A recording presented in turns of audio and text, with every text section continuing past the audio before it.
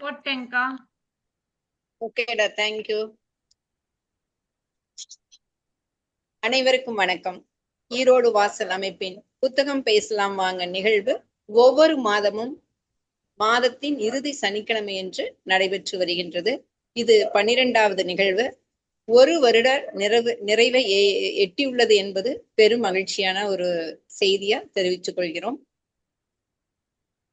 இந்த நிகழ்வின் முதல் நிகழ்வாக வாசலின் பட்டயம் வாசிக்க திருமதி சரஸ்வதி அவர்களை அன்போடு வரவேற்கின்றேன்.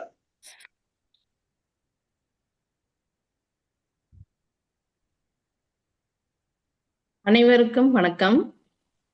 கேக்குதுங்களா? கேக்குதுங்க. அனைவருக்கும் வணக்கம்.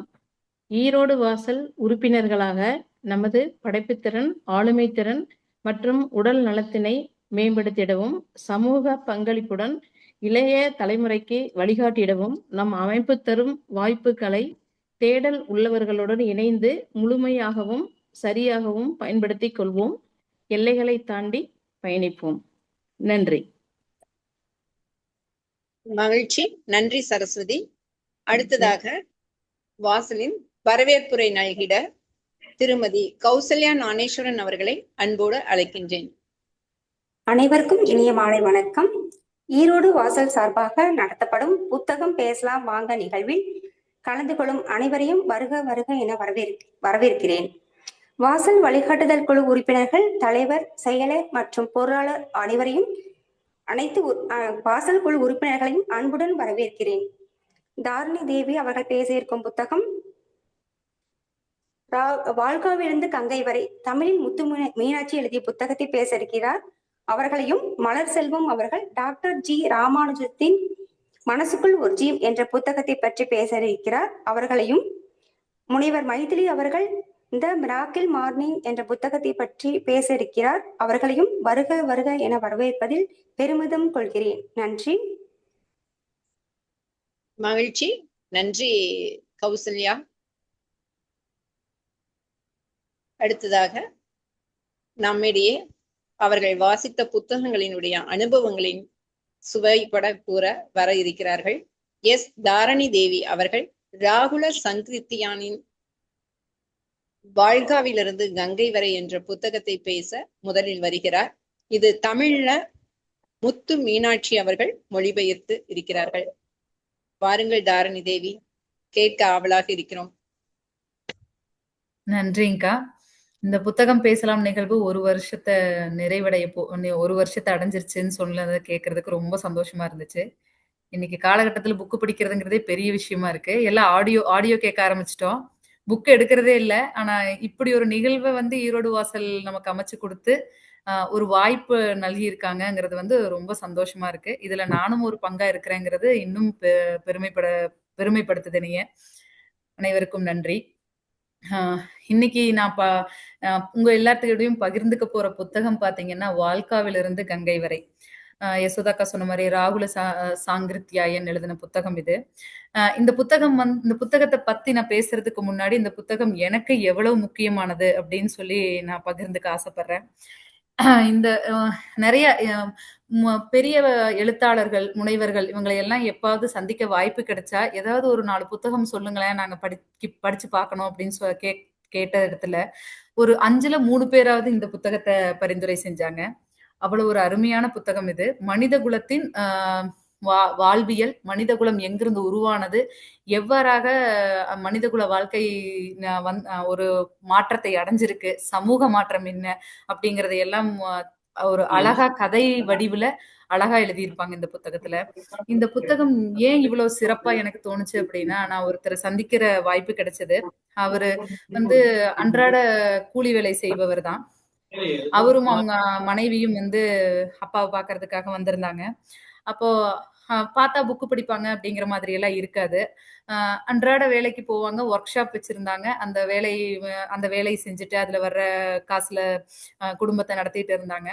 அப்போ பேசிட்டு இருக்கும்போது அவங்க மனைவிக்கு புற்றுநோய் இருக்கு, அதுக்கு உதவி கேட்கறதுக்காக வந்திருக்கோம்னு சொன்னாங்க.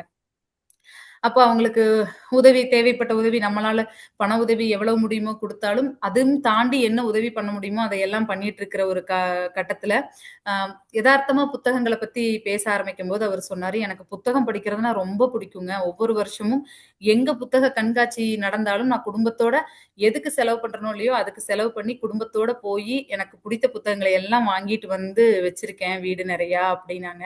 எனக்கு ரொம்ப ஆச்சரியமா இருந்துச்சு. அவர் வந்து அன்றாட தன் வாழ்க்கையை நடத்துவதற்கான சம்பாத்தியம், அது போக தன் மனைவிக்கான மருத்துவ செலவு, தன் பிள்ளைகளுக்கான படிப்பு செலவு எல்லாத்தையுமே வந்து கொண்டுட்டு அதிகமா செலவு பண்ற இடத்துல இல்ல அவரு. இருந்தாலுமே அவர் வந்து புத்தகத்துக்கு கொடுக்கக்கூடிய முக்கியத்துவம் எனக்கு பெரிய ஆச்சரியத்தை ஏற்படுத்துச்சு. அப்போ அவர் வந்து, நான் உங்களுக்கு ஒரு புக்கு கொடுக்குறேன், அதை நீங்க கண்டிப்பா படிச்சு பார்க்கணும் அப்படின்னு சொல்லி கொண்டுட்டு வந்து கொடுத்தாரு. அந்த புத்தகம் தான் இந்த வால்காவிலிருந்து கங்கை வரை. இன்னைக்கு வரைக்கும் இது என் நான் வச்சிருக்கேன். இப்ப பேசும்போது கூட இது வந்து ஒரு எமோஷனல் பாண்டிங் எனக்கு இந்த புக்கு மேல இருந்துச்சு. நான் கையில எடுத்து வச்சுட்டு பேசணும்னு நினைச்சு எடுத்து வச்சிருக்கேன். இந்த புத்தகம் அவ்வளவு ஒரு பெரிய தாக்கத்தை எனக்குள்ள ஏற்படுத்துச்சு. அவ்வளவு கனெக்ட் ஆச்சு இந்த புத்தகம். இது வந்து இந்த புத்தகம் பாத்தீங்கன்னா ராகுல்ஜியை பத்தி சொல்லணும்னா, அவர் வந்து இந்த புத்தகத்துல எல்லா விஷயத்தையும் பத்தி எழுதியிருப்பாரு. ஒரு மனித குலம் ஆரம்பித்த காலகட்டத்தில இருந்து ரஷ்யாவில் இருந்த வால்காங்கிற நதிக்கரையிலிருந்து மனித குலம் எப்படி புலம்பெயர்ந்து படிப்படியா பல வளர்ச்சிகள் அடைந்து மாற்றங்கள் ஏற்படுத்தி கொண்டு கங்கை வரை வந்துச்சு. ஹிந்துஸ்தான் இன்று இந்தியான்னு அழைக்கப்படுற ஹிந்துஸ்தானுடைய கங்கை நதிக்கரை வரைக்கும் எப்படி வந்தது அப்படிங்கிறத பல ஆராய்ச்சிகள் மேற்கொண்டு எழுதியிருப்பாரு. ஒரு வருத்தத்தக்க விஷயம் என்னன்னு பார்த்தோம்னா, இவ்வளவு பெரிய ஆசிரியரை நம்ம கொண்டாடல. மேலை நாட்டு பல்கலைக்கழகங்கள் தான் கொண்டாடுச்சு. ஒரு கிபி 6ஆம் நூற்றாண்டு, அந்த 6ஆம் நூற்றாண்டுல மனிதகுலம் எப்படி இருந்தது, அதுல ஆரம்பித்து 1942 வரை ஒரு மனிதகுலம், சமூகம், சமுதாயம் எப்படி வளர்ச்சி அடைந்தது அப்படிங்கறத நிறைவா கதைகள் மூலமா சொல்லியிருப்பாரு. இது வந்து தமிழ்ல வந்து முத்து மீனாட்சி அவர்கள் மொழிபெயர்ப்பு பண்ணியிருக்கிறாங்க. படிக்கிறதுக்கும் அவ்வளவு அழகா இருக்கும். இப்ப முதல்ல கிமு 6ஆம் நூற்றாண்டு அப்படின்னு பார்க்கும்போது ஆரியர் அப்படிங்கிறவங்க வர்றாங்க. அவங்கதான் மனிதகுலம். அவங்க வந்து எப்படி முதல்ல ஆரம்பிக்கும் போது மனிதகுலம் வந்து ஒரு தாய் சமூகமா இருந்திருக்கு. தாய் சமூகம்னா பெண்ணே ஆட்சி அமைப்பவள், பெண்ணே முடிவெடுப்பவள், பெண் யார் கூட வேணாலும் உறவு வைத்துக் கொள்ளலாம், அவள் விரும்பியதை செய்யலாம், பெண் வந்து ஆணைப்படிதான் வந்து ஒரு வேட்டைக்கு போறதாகட்டும், எங்க போகணும், எங்க குடிபெயரணுங்கிறத வந்து எல்லா ஒரு குடும்பத்தில் இருக்கும், குடும்பம் மட்டுமில்ல அந்த சமூகத்தை சார்ந்த அனைத்து முடிவுகளையும் பெண் எடுத்திருக்கிறாள். அதுதான் தாய்வழி சமூகம். அதனாலயே இந்த புக்ல பாத்தீங்கன்னா ஒரு முதல்ல வர்ற கதைகளை எல்லாம் வந்து பெண்கள் பெயர்களை வச்சே நகர்த்தி இருப்பார் ஆசிரியர். அந்த தாய்வழி சமூகத்துல வேட்டையாடிக்கிட்டு இருந்தாங்க. வெயில் காலங்கள்ல மிருகங்கள் இருக்கும், அதை வேட்டையாடி குளிர்காலத்துக்கு அந்த தேவையான மாமிசங்களை சேகரித்து வச்சிருப்பாங்க. நிறைய குழந்தைகள் இருக்கும். அந்த போது பாத்தீங்கன்னா நிறைய பேரோட உயிர் இழந்து குடும்பத்தினர்கள் உயிரிழப்பு ஏற்படும். அப்படியெல்லாம் இருக்கும். அப்போ பெரிய அளவுல நம்ம கிட்ட இருந்த ஆயுதங்கள் அப்படின்னு பார்த்தோம்னா சும்மா கற்கள் தான். அந்த கற்களை வச்சு அவங்க எப்படி வேட்டையாடினாங்க அப்படிங்கறத சொல்லியிருப்பாரு. அந்த கற்கள்ல உரசி தீ வந்ததும், அந்த தீயை பார்த்து ரொம்ப சந்தோஷப்பட்டதும், அந்த தீய வந்து பார்த்து பயந்ததும் அதை பத்தியும் சொல்லியிருப்பாரு. அதை ஒரு தீய வந்து ஒரு தெய்வமா வழிபடவும் ஆரம்பிச்சிருப்பாங்க. அப்படி நகர்த்தி தாய்வழி சமூகமாக சில கதைகளை நகர்த்தி கொண்டுட்டு போயிருப்பாரு. அப்போ அந்த வேட்டையாடி அதெல்லாம் பண்ணிட்டு இருந்த ஒரு சமூகத்தினர் ஒரு குடும்பமாவே வாழ்ந்துட்டு இருந்திருப்பாங்க. அவங்க அங்கிருந்து அடுத்து இன்னொரு இடத்துக்கு புலம்பெயர்ந்து போறாங்க. அங்க போகும்போது இனங்களாக மாறுகிறது. ஒவ்வொரு இனத்தை சார்ந்த ஒரு தனித்தனி குடும்பங்களாக மாறுகிறது. தனித்தனி குடும்பங்களாக மாறும்போது கொஞ்சம் அடுத்த கட்ட வளர்ச்சியை நோக்கி போறாங்க. கத்தி மன்னிக்கும் கற்கள் அதுகளை எல்லாம் வச்சு வேட்டையாடிட்டு இருந்தவங்க அடுத்தது வந்து இந்த உலோகங்கள் வருது, அந்த மாதிரியான உலோகங்களை வைத்து ஆயுதங்கள் செய்யறது, அந்த மாதிரியான ஒரு கட்டமைப்புக்கு கொண்டுட்டு வரப்படுறாங்க. அப்புறம் இனங்கள் இருக்கும்போது இனக்குழுக்கள், இன தலைவர்கள் உருவாக்கப்படுறாங்க. அப்புறம் விவசாயம் அறிமுகப்படுத்தப்படுகிறது. கால்நடைகளை வச்சு கால்நடைகளை மேய்த்து அதன் மூலம் வரும் சம்பாதியம், விவசாயம், அதன் மூலம் அவங்களுக்கு தேவையான உணவுகளை எடுத்துக்கிறது, இந்த மாதிரியான விஷயங்கள் வருது. அப்படி வரும் பொழுது தாய்வழி சமூகம், தாய் சமூகத்திலிருந்து தந்தை சமூகமாக மாற்றப்படுகிறது. பெண் அடிமைத்தனம் வர ஆரம்பிக்குது. ஆம், ஒரு இனம் அப்படின்னு பிரிய ஆரம்பிக்கும் போதே போட்டி, பொறாமை எல்லாமே வர ஆரம்பிக்கும். அப்படி ஒரு இனங்களாக பிரிந்து அது சமூகங்களாக தனித்தனியாக பிரிய ஆரம்பிக்கும் போது ஒரு சமூகத்தை பார்த்து இன்னொரு இனம்னு வச்சுக்கிட்டோம்னா ஒரு ஒரு குரூப்புக்கு இன்னொரு குரூப்பை பார்த்து போட்டி, பொறாமை இதெல்லாம் வர ஆரம்பிக்குது. அவங்க கிட்ட இருக்கிற கால்நடைகளை அபகரிக்க விரும்புறாங்க. அவங்க கிட்ட இருக்கிற ஆம், ஆம், என்னென்ன இருக்கோ ஆயுதங்கள், இதுகளை எல்லாம், உணவுப் பொருட்கள் இதுகளை எல்லாம் அபகரிக்க விரும்புறாங்க. அப்படி வரும் பொழுதுதான் இந்த தாய் சமூகத்திலிருந்து தந்தை சமூகமாக மாற்றப்படுகிறது. போர் நடக்குது. சண்டைகள் நடக்கும் பொழுது முன்னாடி வந்து அந்த பெண்கள், குழந்தைகள் எல்லாத்தையுமே அழிச்சிருவாங்க. 2 இனம் சண்டை போடுது அப்படின்னா ஒரு இனத்துல இருக்கிற அத்தனை பேரையும் அழிச்சிட்டு இன்னொரு இனம் அவங்களோட அனைத்தையும் எடுத்துக்கிட்டு அந்த இனம் வந்து தன்னை முன்னிறுத்திக் கொள்ளும். ஆனா 2வது கட்டம் எப்படி ஆகுதுன்னா, ஆண்களை மட்டும் அழித்துவிட்டு பெண்கள், குழந்தைகள் அடிமையாக்கப்படுகிறார்கள். அங்கிருந்துதான் பெண் அடிமை உருவாக்கப்படுகிறது. அப்படி ஒரு அடிமையாகுது. பெண்கள் வந்து ஒரு உயிரினங்கள்ங்கிறதையும் தாண்டி பண்டங்களாக மதிக்கப்படுகிறார்கள். பண்டம் மாற்று முறை வருது. ஒரு ஒரு தன்னிடம் இருக்கும் கால்நடைகளை மற்ற ஒரு இனத்துக்கு கொடுத்து அவங்க கிட்ட இருந்து போர் கருவிகளை வாங்குறாங்க, கத்தி அந்த மாதிரியான விஷயங்களை வாங்குறாங்க. அந்த மாதிரி போகுது. அப்புறம் இந்த மாதிரி இனங்கள் தனித்தனியாக பிரிந்து ஒரு குரூப் எல்லாம் ஃபார்ம் ஆகும்போது தங்கள் மக்களை, தங்கள் உடைமைகளை, தங்கள் கால்நடைகளை எல்லாத்தையுமே காப்பாத்திக்கிறதுக்கு ஒரு தலைவன் தேவைப்படுறான். அந்த இடத்துல போர் செஞ்சு மக்களை காப்பாத்துறவன் பேரு இந்திரன் அப்படின்னு அழைக்கிறாங்க. இந்திரன் வந்து அந்த குரூப்புக்கு தலைவராகிறான். இந்திரன் அப்படின்னு ஒருத்தர தலைவராக்குறாங்க.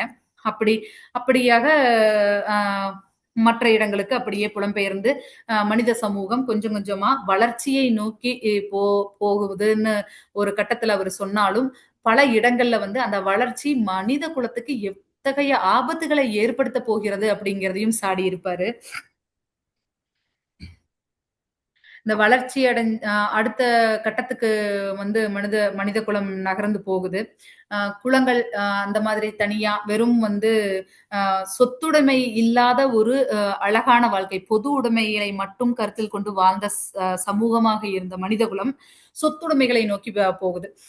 ஆரியர்கள் வந்து கொஞ்சம் கொஞ்சமா வந்து தன் இடம் பெயர்ந்து வரும்போது அவங்க வந்து திராவிடர்களை சந்திக்க நேரிடுது. திராவிடர்கள் அப்படிங்கிறவங்க வந்து அந்த காலத்துல சிந்து சமவெளி மக்கள் ஒரு அழகான கட்டமைப்பு, அவங்க கிட்ட அந்த நகரத்தார்கள், நகர வாழ்க்கை இருக்குது, அவங்க கிட்ட நகரங்கள் அழகாக கட்டமைக்கப்பட்டிருக்கிறது. அவங்க கிட்ட வந்து நகைகள், அவங்களோட ஆடம்பரங்கள், அவர்களோட உடைகள், அவங்களோட போர் கருவிகள் இதெல்லாமே வந்து இந்த ஆரியர்களுக்கு வந்து ஒரு பெரிய பொறாமையை ஏற்படுத்துது. அப்போ வந்து அவங்க திராவிடர்களை நம்ம போரிட்டு வென்று அதை எல்லாம் அபகரிச்சுக்கணும்னு ஆசைப்படுறாங்க. இன்னைக்குமே நம்ம ஒருத்தங்க அழகா நகை போட்டுட்டு போனா கண்டிப்பா ஒரு பெண்ணாக நம்ம பார்ப்போம். இது நல்லா இருக்கே, இதை நம்ம அடுத்தது எங்க வாங்கலாம், நம்மளும் வாங்கலாமா அப்படிங்கறத யோசிப்போம். இதேதான் அன்னைக்கும் நடந்திருக்கு, இன்னைக்கும் நடந்துகிட்டு இருக்கு. பெண்களுக்கு அந்த ஆபரணங்கள் மேல ஒரு பெரிய ஆசை வருது. இது எல்லாமே எங்க போய் முடியுதுன்னா திராவிடர்களோட பெரிய போர் ஏற்படுத்தி அந்த போர்ல வந்து திராவிடர்களும் அழிந்திருக்கிறார்கள். நம்ம ஆரியர்களும் நிறைய அதுல அழிஞ்சு போறாங்க. அதுக்கப்புறம் மிஞ்சம் இருக்கும் மக்கள் ஒரு குழுக்களாக மாறுகிறார்கள். அந்த குழுக்களுக்கு இப்போது தலைவன் தேவைப்படுகிறான். இப்பதான் வந்து அரசர் முறை கொண்டு வரப்படுது. அரசர் இப்போ எல்லாத்தையும் சொல்றத கேட்கணும், ஒரு ஆள் வேணும் அப்படிங்கும் போது இந்திரன் வந்து அந்த ஊரை காப்பாத்துற ஒரு தலைவன், போர்ல வெற்றி பெறவனா இருந்த இந்திரனை அரசராக்குறாங்க. அரசர் அப்படிங்கிற ஒரு நடைமுறை கொண்டு வரப்படுது. அரசர் அப்படின்னு கொண்டுட்டு வந்தோடனே அந்த இடத்துல புரோகிதர்கள் தேவைப்படுறாங்க. மக்கள் கிட்ட வந்து ஒரு அரசர்கள் தான் எல்லாத்துக்கும் உயர்ந்தவர்கள், அவங்களுக்கு நம்ம கப்பம் கட்டணும், இதை எல்லாமே சொல்லி பூஜைகள், புரஸ்காரங்கள் அப்படிங்கிற ஒரு அந்த மாதிரியான ஒரு விஷயங்களை உள்ள கொண்டுட்டு வர்றாங்க. மக்கள் வந்து சுயமா சிந்திக்க, யோசிக்க ஆரம்பிச்சா நமக்கு ஆபத்து அப்படிங்கிறத அன்றைய காலகட்டத்திலும் தெரிந்திருக்கிறார்கள். அதனால வந்து அவங்களை எதுல முடக்கலாம்னா ஒரே விஷயம், பூஜை, புரஸ்காரம், கடவுள் அப்படிங்கிற ஒரு பிம்பத்தை ஏற்படுத்துறாங்க. சும்மா வந்து தீய மட்டும் கடவுள் மாதிரி அத ஒரு பயம் வந்து அவங்களை அதை சாமியா நினைக்க வச்சுச்சு. அதுக்கு ஒரு உருவம் கொடுக்கறாங்க, ஒரு பிம்பத்தை ஏற்படுத்துறாங்க. இவங்கதான் கடவுள், இவங்களை மீறி நம்ம எதுவும் செய்யக்கூடாது, அவங்க நம்மளை தண்டிப்பாங்க. இந்த மாதிரியான ஒரு கட்டமைப்புக்குள்ள மனித இனத்தை கொண்டுட்டு வர்றாங்க. இது வந்து அரசர் புரோகிதர்கள் அப்படின்னு வரும்போது மக்கள் அதை நம்பணும் அப்படிங்கிறதுக்காக பழைய முனிவர்களை எல்லாம் சொல்லி அவங்களோட விஷயங்களை எல்லாம் இவங்க தனக்கு சாதகமா உபயோகிச்சு மக்களை ஒரு பயத்துக்குள்ள கொண்டுட்டு வர்றாங்க. புரோகிதர்கள் வந்துட்டாங்க, அப்போ பூஜை வேணும், புரஸ்காரம் வேணும். இது எல்லாம் மட்டுமே இருந்தா மக்கள் நம்ப போறது இல்ல. அப்போ வந்து அடுத்த கட்டத்துக்கு போறாங்க. அடுத்த கட்டத்துக்கு வந்து முன் ஜென்ம இது இருக்கு உங்களுக்கு. நீங்க வந்து இப்பவுமே சொல்லுவாங்க, இந்த ஜாதகத்தை எடுத்துட்டு போனாலே சொல்லுவாங்க, உங்களுக்கு போன ஜென்மத்துல நீங்க ஏதோ தப்பு பண்ணியிருக்கீங்க, அந்த அந்த பழி பாவங்கள் உங்களை பிடிச்சுக்கிட்டு இருக்கு அப்படின்னு. அந்த மாதிரியான விஷயங்களை கொண்டுட்டு வர்றாங்க. இந்த மாதிரியான ஒரு கட்டமைப்புக்குள்ள மக்களை அடக்கி வைக்கிறாங்க. எதுக்கு அப்படின்னா, தன்னுடைய ஆட்சி ஒருத்தன் ஆள்றான். அந்த ஆட்சி வந்து அவன் கைக்குள்ள வச்சிருக்கணும். யாரும் கிளர்ச்சியாளர்களா மாறிடக்கூடாது. தனக்கான ஆட்சி தன்னுடையதாகவே இருக்கணும் அப்படிங்கிற ஒரு இது வருது. அந்த இடத்துல இருந்து தான் சுரண்டல்களும் ஆரம்பிக்குது. ஆ மேல்தட்டு மக்கள், கீழ்த்தட்டு மக்கள்னு ஆரம்பிக்குது. ஜாதி உள்ள வருது. கீழ் ஜாதி, மேல் ஜாதிங்கிறது உள்ள வருது. இந்த மாதிரி கொஞ்சம் கொஞ்சமா வந்து ஆ ஆம், ஒரு எதுவுமே இல்ல, சும்மா வேட்டையாடுறோம் தன்னோட உணவுக்காக, அன்றைய வாழ்க்கையை நடத்திக்கிறதுக்காக உணவு, அந்த மாதிரியான விஷயங்கள்ல இருந்த மக்களை விரிவுபடுத்தி மத்த அடுத்தவர்களின் பொருட்களுக்காகவும் அடுத்தவர்களின் வாழ்க்கை முறையை நமக்கு தேவைப்படுத்துவதற்கு நமக்காக வேணும் அப்படிங்கிற ஒரு பொறாமையை ஏற்படுத்தும் அளவிற்கு மனிதகுலம் மாறி வந்திருக்கு. பெண் முதலானவளாக இருந்தவள் பெண் அடிமையாகிறாள். பெண் வந்து ஒரு பஞ்சாயத்து தலைவர், அந்த மாதிரி ஒரு எடுத்துக்காட்டுக்கு சொல்லணும்னா ஒரு அந்த குழுவின் தலைவர், பஞ்சாயத்து தலைவர், அவள் எடுப்பதுதான் முடிவுன்னு இருந்தது வந்து பெண் அடிமை உள்ள வர ஆரம்பிக்குது. இப்படி கொஞ்சம் கொஞ்சமா நகர்ந்து வரும் பொழுது அரசர்கள் வந்துட்டாங்க, புரோகிதர்கள் வந்துட்டாங்க, சுரண்டல்கள் ஆரம்பிச்சிருச்சு, மக்கள் எல்லாம் குழு குழுவா பிரிஞ்சு கிளர்ச்சிகள் ஆரம்பிக்குது. இந்த மாதிரி கொஞ்சம் கொஞ்சமா மூவ் ஆகுது. அப்படியே இந்த கதையில இன்னும் என்னென்னலாம் சொல்றாங்கன்னு பாத்தீங்கன்னா, எவ்வாறு நம்ம கங்கை நதிக்கு வந்தாங்க. அங்க கங்கை நதிக்கு வந்தது இருந்து யாரெல்லாம் உள்ள வந்தாங்க, முகலாய அரசுகள் எப்படி வந்தது, ஜாதி எப்படி வந்தது, எப்படி முஸ்லிம் அப்படிங்கிற ஒரு கம்யூனிட்டி உள்ள வந்துச்சு, கிறிஸ்டியானிட்டி எப்படி உள்ள வந்துச்சு அப்படிங்கறதெல்லாம் விரிவா சொல்லியிருப்பாரு. கிழக்கிந்திய கம்பெனி உள்ள வந்தது. கிழக்கிந்திய கம்பெனி உள்ள வந்த உடனே கிறிஸ்டியானிட்டி அப்படிங்கறது வந்து உள்ள கொண்டுட்டு வர ஆரம்பிச்சாங்க. கிறிஸ்டியானிட்டி மட்டும் உள்ள வரல, தொழில்நுட்பங்கள் வளர ஆரம்பிச்சிச்சு, தொழிற்சாலைகள் வந்தது. மக்களுக்கு வந்து அடுத்த கட்டத்துக்கான, அதாவது விவசாயம் மட்டுமே ஒரு தொழிலாக இருந்த நிலையிலிருந்து தொழிற்சாலைகள், வேலை வாய்ப்புகள், இந்த மாதிரி மூவ் ஆக மக்களுடைய வாழ்க்கை தரம் கொஞ்சம் கொஞ்சமா மேலோங்கி போச்சு அப்படிங்கிறதையும் அவர் தெளிவா அழகா சொல்லியிருப்பாரு. பின்னர் வந்து அந்த எப்படி கிளர்ச்சி உருவாச்சு. ஒரு நம்ம வந்து சும்மா கிழக்கிந்திய கம்பெனி உள்ள வந்தது அப்படின்னு மக்கள் வந்து அவங்களுக்கு அடிமையாக இருக்க வாய்ப்பு இல்லை. அப்போ வந்து மக்களை எப்படி அடிமைப்படுத்தலாம், அந்த இடத்துலதான் ஜமீன்தாரிகள் உள்ள கொண்டு வரப்படுறாங்க. ஒரு ஒரு ஜமீன்தாரி, அவங்களுக்கு அடியில் அந்த ஊர் இருக்கு, அவங்க ஜமீன்தாரி வந்து நம்ம பிரிட்டிஷர்ஸ்க்கு வந்து கப்பம் கட்டணும். இந்த மாதிரியான ஒரு கட்டமைப்பு உள்ள எப்படி கொண்டுட்டு வர்றாங்க அப்படிங்கிறதையும் ரொம்ப அழகா அந்த கதைகள் மூலம், ஒவ்வொரு கதைகள் மூலம் சொல்லியிருந்தாலுமே அது வந்து நம்ம நேர்ல பாக்குற மாதிரியான ஒரு அழகான ஒரு சித்தரிப்பு வந்து நம்ம அந்த ஒரு டிஸ்கிரிப்ஷன் சொல்லுவாங்க, அந்த மாதிரி கொடுத்திருப்பாரு. நமக்கு படிக்க படிக்க வந்து இவ்வளவு அழகான வளர்ச்சியும் இருந்திருக்கு, இவ்வளவு ஆபத்தான விஷயங்களும் நடந்திருக்கு அப்படிங்கறத வந்து நம்ம புரிஞ்சுக்கிற அளவுக்கு தெளிவா எழுதியிருப்பாரு. இந்த ஒவ்வொரு மதங்கள் உள்ள வர்றது, ஒவ்வொரு ஜாதி உள்ள வர்றது, அது வந்து பாத்தீங்கன்னா அந்த காலகட்டத்துல வந்தது இன்னைக்கு வரைக்கும் நிலை பெற்று இருக்குது அப்படிங்கிறதையும் சொல்லியிருப்பாரு. இன்னைக்கு வரைக்கும் அந்த ஜாதிங்கிறது, நீ மேல் ஜாதி, நீ கீழ் ஜாதி, அப்படி இருக்கணும், இப்படி இருக்கணும், அந்த மாதிரியான ஒரு விஷயங்கள் இன்னுமே வந்து புழக்கத்துல இருக்கிறது அப்படிங்கிறது சொல்லியிருப்பாங்க.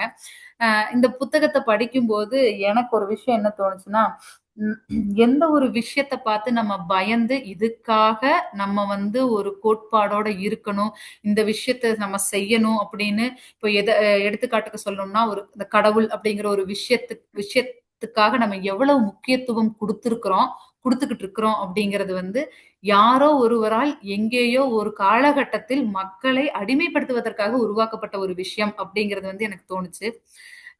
அதையெல்லாம் பேசணும்னா இப்போ வந்து எடுபடாது. இப்ப வந்து நீ சாமி இல்லைன்னு பேசுற அப்படின்ட்டுருவாங்க. ஆனா எல்லாத்துக்குமே அந்த பக்திங்கிறது இருக்கு. அந்த பக்திங்கிறது வந்து ஒரு இயற்கை சார்ந்த ஒரு விஷயம் தான். அது வந்து ஒரு உருவம் கொடுத்து அந்த உருவத்து மேல் வந்து நமக்கு ஒரு பயத்தை ஏற்படுத்தி இத இத சாமி நம்மளை தண்டிச்சிரும் அப்படிங்கிறதெல்லாம் சொல்லி நம்மளை எப்படி ஒரு கட்டமைப்புக்குள்ள வச்சிருக்கிறாங்க அப்படிங்கிறது வந்து எனக்கு இந்த புத்தகத்தை படிக்கும்போது எனக்கு தோணுச்சு. உம் ஒவ்வொரு ஒவ்வொரு காலகட்டத்துல வந்து மனித வாழ்க்கை எவ்வாறாக வளர்ச்சியை நோக்கி போச்சோ, அதையும் தாண்டி மனிதனுக்குள்ள தேவையில்லாத ஆசைகள், தேவையில்லாத வெறுப்புகள், கோபங்கள், ஒரு பேராசைகள் இந்த மாதிரியான விஷயங்கள் வந்திருக்கு அப்படிங்கிறதும் இந்த புத்தகத்தை படிக்கும்போது நமக்கு ரொம்ப புரியும். அப்புறம் இன்னொரு கட்டத்துல பார்த்தோம்னா, டெக்னாலஜி எவ்வளவு முக்கியத்துவம் குடுத்திருக்கோம் அப்படிங்கிறதும் தோணும். ஏன்னா இப்போ கம்பேர் பண்ணி இன்னைக்கு காலகட்டத்துக்கும் இப்ப நம்ம இந்த புக்கையும் படிக்கும்போது ஒரு கம்பாரிசன் போட்டோம்னா, தொழிற்சாலைகள் தொழில் வளர்ச்சி அடையும் போது பிரிட்டிஷர்ஸ் உள்ள வந்தோடனே கொஞ்சம் கொஞ்சமா எல்லாம் வளர்ச்சி அடையுது. கத்தி கடப்பாரைய வச்சுக்கிட்டு போரிட்டுட்டு இருந்தவங்க வந்து அ க அம் துப்பாக்கிகளை வச்சு போரிட்டாங்க. பெரிய பீரங்கிகளை வச்சு போரிட்டாங்க. இப்படியெல்லாம் வந்து ஒரு வளர்ச்சி அடையுது அப்படிங்கும்போது, அந்த ஒரு விஷயம் இதுல அழகா ஒரு ஆசிரியர் என்ன சொல்லியிருப்பாருன்னு பார்த்தீங்கன்னா, ஒரு விஷயத்த வந்து நீங்க ஒரு ஒரு ஒரு பர்ட்டிகுலர் குரூப்புக்குள்ள மட்டும் நீங்க அடக்கி வச்சீங்கன்னா, அது வெளிய தெரியாம போக போறதில்ல. அதை எல்லாருமே கத்துக்குவாங்க அப்படிங்கிறது தான். பிரிட்டிஷர்ஸ்க்கு மட்டுமே அந்த துப்பாக்கி, பீரங்கி கிடையாது. அது வந்து நீ அம் மற்றவர்களும் அதை கத்துக்குவாங்க அப்படிங்கிறது தான். இப்ப நம்ம எடுத்துக்காட்டுக்கு பார்த்தோம்னா, இப்போ ஒரு காலத்துல இந்த Zoom எல்லாம் பார்த்தீங்கன்னா, நம்ம கம்பெனி மீட்டிங்க்கு அந்த மாதிரி மட்டுமே உபயோகிச்சுக்கிட்டு இருந்தது. இன்னைக்கு எல்லாத்துக்குமே உபயோகிக்கிறோம். ஸ்கூல்ஸ்ல, காலேஜ்ல எல்லாத்துக்குமே உபயோகிக்கிறோம். நம்மளுமே அதுல கனெக்ட் பண்றோம். அந்த மாதிரி டெக்னாலஜிங்கிறது வந்து ஒரு குறிப்பிட்ட மக்களுக்கு மட்டும் கிடையாது. ஒரு விஷயம் வந்து வளர்ச்சி அடைய அடைய மக்கள் அதை கத்துக்குவாங்க அப்படிங்கிறத ரொம்ப அழகா சொல்லியிருப்பாரு. இதையும் தாண்டி அடுத்தது வந்து 1942 அப்படிங்கும்போதே நம்ம மக்கள் கிளர்ச்சி உருவாயிருதுங்க. பிரிட்டிஷர்ஸ் எதிர்க்க ஆரம்பிக்கிறாங்க. காந்தி உள்ள வர்றாரு. அப்போ இந்த காந்தியின் போராட்ட முறைய வந்து இவரு அழகா விமர்சித்திருப்பாரு. காந் அ காந்தினால் இந்த போர் காந்தியோட கருத்துக்களால் உருவாகல இந்த கிளர்ச்சி அப்படிங்கிறத வந்து ஒரு மாதிரி சொல்லியிருப்பாரு. அ ஒவ்வொரு இடத்துலயும் வந்து சமுதாயத்தின் வளர்ச்சி அந்த மாதிரி பேசினாலும், நடந்த விஷயங்கள சாடவும் செஞ்சிருப்பாரு. முகலாயர்கள் உள்ள வர்றதாகட்டும், முகலாயர்கள பத்தி அவர் ஒவ்வொரு இடத்துலயும் அக்பர், பீர்பால் இவங்கள பத்தி பேசுறதாகட்டும், இது எல்லாமே வந்து விமர்சனங்களுக்கும் உள்ளாயிருக்கும் இந்த புத்தகத்துல. அம் கிளர்ச்சி வந்துருச்சு, எல்லாம் போரிடுறாங்க. அதையெல்லாம் பத்தி சொல்லி இறுதியாக வந்து ஜப்பான் 2ஆம் உலகப் போர் வருது. 2ஆம் உலகப் போர்ல வந்து இந்தியா ஜப்பான தோற்கடிக்குது அப்படிங்கிற வரைக்கும் முடிச்சிருப்பாரு. 6ஆம் நூற்றாண்டுல தொடங்கி ஒரு மனிதன் 1942 வரைக்கும் எந்த இடத்திலும் ஒரு தொய்வில்லாம நம்ம படிக்கும்போது, இதுதான் நடந்திருக்கும் அப்படிங்கிறத வந்து உள்வாங்கும் விதமா வந்து ஒவ்வொரு நிகழ்வையும் அழகாக கதை மூலம் நகர்த்தி கொண்டுட்டு போயிருப்பாரு ஆசிரியர். இந்த புத்தகம் வந்து பார்த்தீங்கன்னா, ஒரு ஜஸ்ட் புக் அப்படிங்கிறது கிடையவே கிடையாது. இத நம்ம படிச்சே ஆகணும். ஏன்னா படிக்கும்போது தான் நமக்கு வந்து, அ எவ்வாறாக ஒரு மனிதகுலம் வந்து தோ தோன்றிய இடத்திலிருந்து இன்னைக்கு எங்க இருக்கு? இன்னைக்கு எந்த விதமான வளர்ச்சியில இருக்கிறோம்? அதே நேரத்துல எத்தகைய நம்ம மாற்றங்களுக்கு தள்ளப்பட்டிருக்கிறோம் அப்படிங்கிறது வந்து தெளிவா தெரியும். அதுல ஒரு பெரிய எடுத்துக்காட்டு வந்து இந்த ஜாதிங்கிற ஒரு விஷயம் தான். ஆ அப்படி ஒரு விஷயமே இல்ல. நீ வந்து இன்னைக்கு போய் வேட்டையாடி ஒரு உணவு கொண்டுட்டு வர்ற, உன் குழந்தைகளுக்கு கொண்டுட்டு வர்ற, அந்த குழந்தைகள் அப்படிங்கிறது வந்து ஒருத்தரோட குழந்தைகள்ங்கிறதுல ஒரு குழு. அது எல்லாரும் அங்க தான் இருப்பாங்க.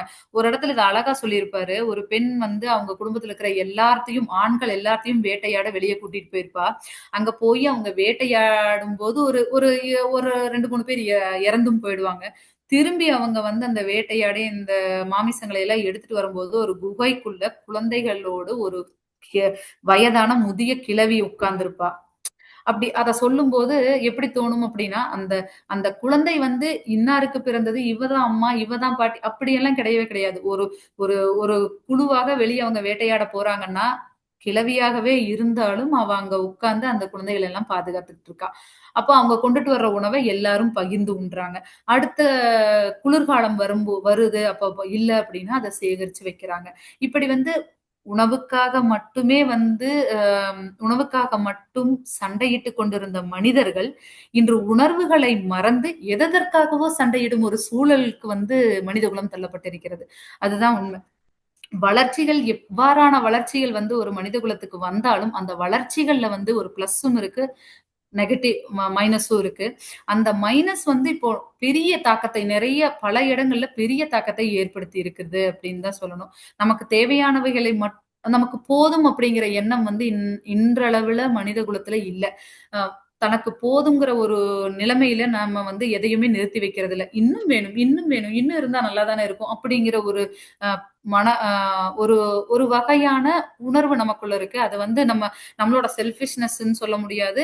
அது இது என்னோட தப்பு அப்படிங்கிறது இல்ல. இது மனித குலத்துக்கு இவ்வாறாகவே மனித குலம் இப்படிதான் இருக்கணும், இப்படிதான் மூவ் ஆகணும், இப்படிதான் இருக்கும் அப்படிங்கிற ஒரு குரோத் தான் இது. அதனால நம்மள தனித்தனியா நம்ம பிளேம் பண்ணிக்கிற விஷயம் இல்ல. ஆனா ஒரு யோசிச்சு பார்க்கும்போது நம்ம எதுக்காக இன்னைக்கு எதுக்காக நம்ம இதை செய்யறோம் அப்படிங்கறத யோசிக்காம பல விஷயங்கள் நம்ம செஞ்சுக்கிட்டு தான் இருக்கிறோம். இவ்வாறாக ஒரு புத்தகம் நம்ம படிக்கும்போது ஒவ்வொரு கதையிலும் ஒவ்வொரு இடத்திலும் நமக்கு என்ன தாக்கத்தை ஏற்படுத்தியிருக்கு, நம்ம இன்னைக்கு என்ன மாதிரியான சூழல்ல இருக்கிறோம் அப்படிங்கறத யோசிக்கிற அளவுக்கு எழுதக்கூடிய எழுத்தாளர்கள் ரொம்ப கம்மி. அதுல இவரு இந்த புத்தகத்தை எழுதுனது நம்மளுக்கு ஒரு பெரிய வரப்பிரசாதம். இத எல்லாருமே கண்டிப்பா படிக்கணும். இந்த புத்தகத்தை ஒரு முறையாவது படிச்சு பாத்தீங்கன்னா நீங்களே வால்காவிலிருந்து கங்கை வரை அப்படியே பயணிச்சு வருவீங்க. அவ்வளவு அழகா இருக்கும் இந்த கதை. கண்டிப்பா எல்லாரும் படிங்க. முடிஞ்ச அளவுல என்னால இந்த புத்தகத்தை இந்த நேரத்துக்குள்ள எவ்வளவு சொல்ல முடியுமோ அவ்வளவு சொல்லியிருக்கேன். முழு கதைய நம்ம விரிவா சொன்னோம்னா படிக்கிறதுக்கு தோணாது. அதனால இந்த புத்தகத்தை கண்டிப்பா எல்லாரும் படிக்கணும். ஒரு முறையாவது இந்த புத்தகத்தை படிச்சு பாருங்க. இவ்வாறான கதைகள்ங்கிறத தாண்டி இது நமக்கான ஒரு வழிகாட்டுதல்னு சொல்லலாம். அந்த மாதிரியான புத்தகம் இது. இந்த வாய்ப்புக்கு பெரிய நன்றியை கூறி, இந்த புத்தகத்தை நான் போன வாரமே இதை நான் படிச்சிருக்கணும். ஒரு சில காரணங்களால என்னால உங்க எல்லாத்துக்கிட்டையும் பகிர முடியல. அதனால நான் கண்டிப்பா இந்த வாரம் இதே புத்தகத்தை நான் எல்லாத்துக்கிட்டையும் பகிரணும்னு யசோதா கிட்ட சொல்லியிருந்தேன். எனக்கு வாய்ப்பு கொடுத்த அனைவருக்கும் நன்றி. இந்த புத்தகத்தை ஒரு முறையாவது படியுங்கள். மனித குலத்தின் உணர்வுகளை சற்று யோசிக்க வைக்கும் விதமாக இந்த புத்தகம் அமையும் அப்படின்னு சொல்லி வாய்ப்புக்கு நன்றி கூறி விரைவுகிறேன். நன்றி, வணக்கம். மிக சிறப்பு தாரணி. அதாவது நீங்க எவ்வளவு தூரம் உணர்ந்திருக்கீங்க, எவ்வளவு ஆழமா வாசிச்சிருக்கீங்க அப்படிங்கிறது நீங்க சொல்லக்கூடிய விதத்திலேயே புரிஞ்சுது. கொடுக்கப்பட்ட ஒரு 20 நிமிடத்துல கிபி அதாவது 6ஆம் நூற்றாண்டிலிருந்து 1942 வரைக்கும் என்னென்னலாம் நடந்தது, வேட்டையாடியா இருந்த மக்கள் எந்த மாதிரி எல்லாம் வந்தாங்க, குழுக்களா பிரிஞ்சாங்க, கால்நடைகளா வளர்த்துனாங்க, விவசாயமா மாறினாங்க, அதுக்கப்புறம் அரசாட்சி எப்படி வந்தது, உணர்வுகளுக்கு அதாவது உணவுக்கு மட்டுமே ஆட்பட்டிருந்த மனிதர்கள் உணர்வுகளுக்கு ஆட்பட்டதனால இன்னைக்கு எந்த மாதிரியான விளைவுகளை எல்லாம் சந்திக்கிறோம் அப்படிங்கறத ரொம்ப அழகா ரொம்ப தெளிவா இந்த புத்தகத்தை கண்டிப்பா வாங்கி நம்மளும் ஒரு முறை வாசிக்க வேண்டும் அப்படிங்கிற அளவுக்கு நீங்க விரிவா சொல்லியிருக்கீங்க. சிறப்பு, வாழ்த்துக்கள்.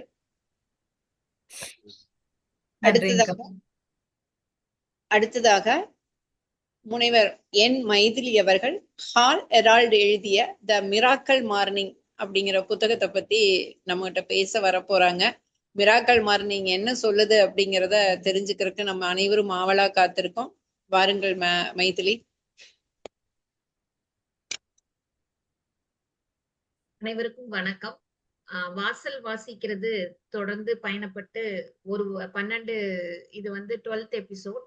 சோ அதுக்கு விடாமுயற்சியோடு கொடுத்த ஒரு சின்ன குரூப்பை எடுத்துட்டு இருக்கிற படைப்பு குழுவின் பிபி யசோதா அவர்களுக்கு பாராட்டுக்களும் ஈரோடு வாசலுக்கு பாராட்டுக்களையும் கூறிக்கொண்டு இன்னைக்கு இந்த புக்கு தாரணி சொன்ன மாதிரி லாஸ்ட் டைம் பண்ணிருக்க வேண்டியது த miracle morning and the 6 habits that will transform your life before 8 AM.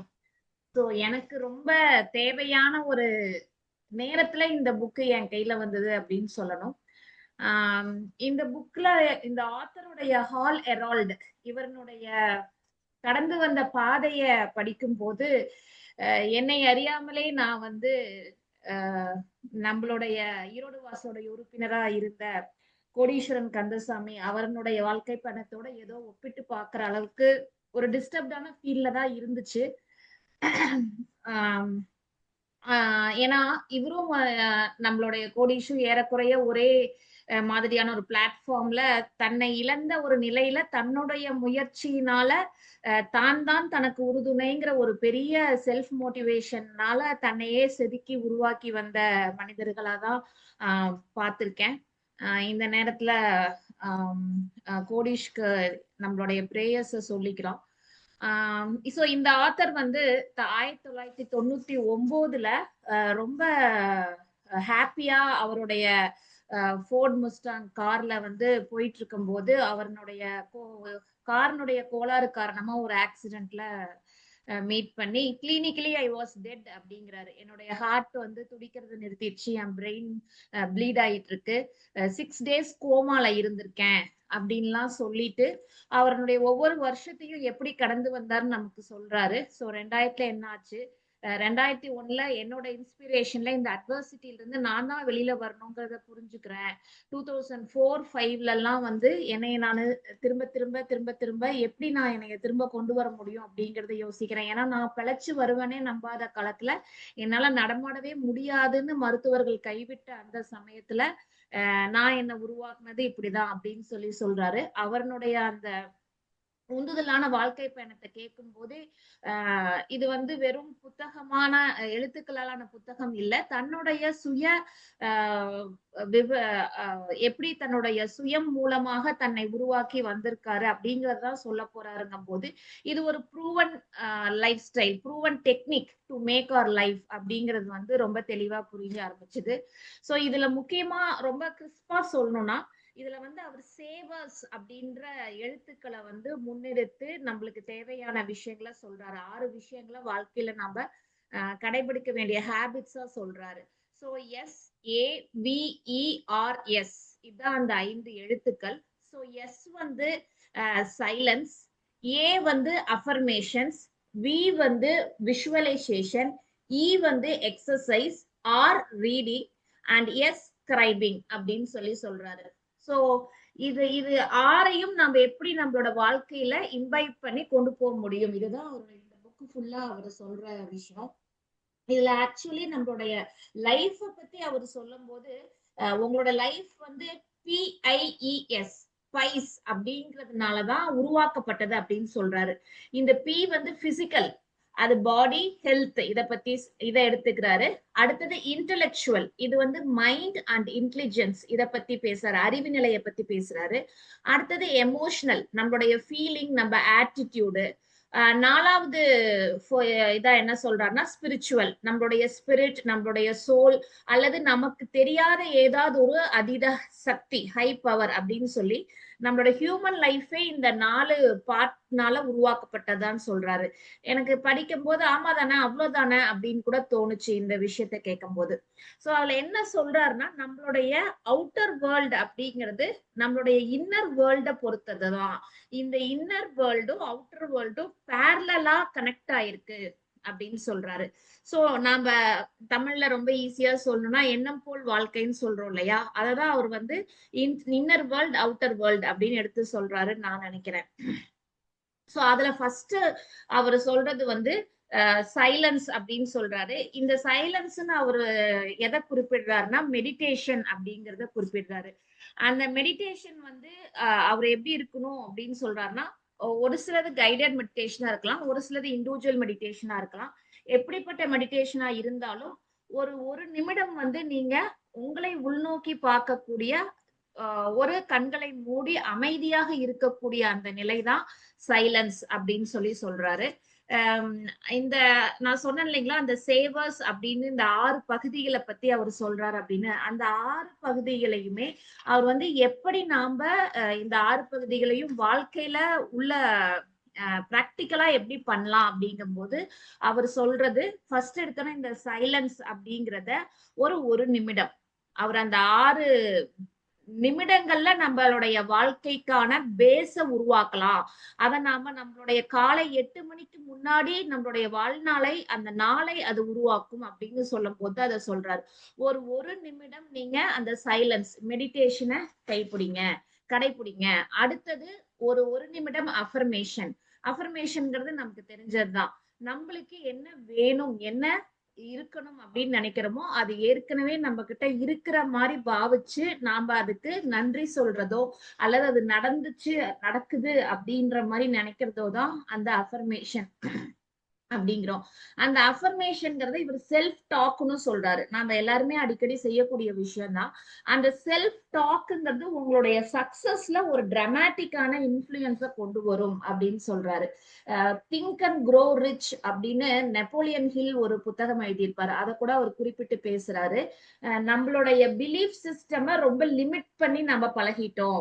இப்போ அஃபர்மேஷனை பத்தி பேசும்போது நம்மளோட மனிதர்களுடைய எண்ணம் மனம் எல்லாமே வந்து ஒரு சப்கான்சியஸ் மைண்ட்ல ப்ரோக்ராம்டு ஏற்கனவே. அது எப்படி அப்படின்னா நம்மளுடைய எக்ஸ்பீரியன்ஸ்லயோ மற்றவர்கள் மூலியமாக நமக்கு கிடைக்கப்பட்ட தகவலின் அடிப்படையிலேயோ இது இப்படித்தான் அப்படின்னு ஒரு ப்ரோக்ராம்டு கிரியேச்சரா தான் நம்ம இருக்கிறோம்.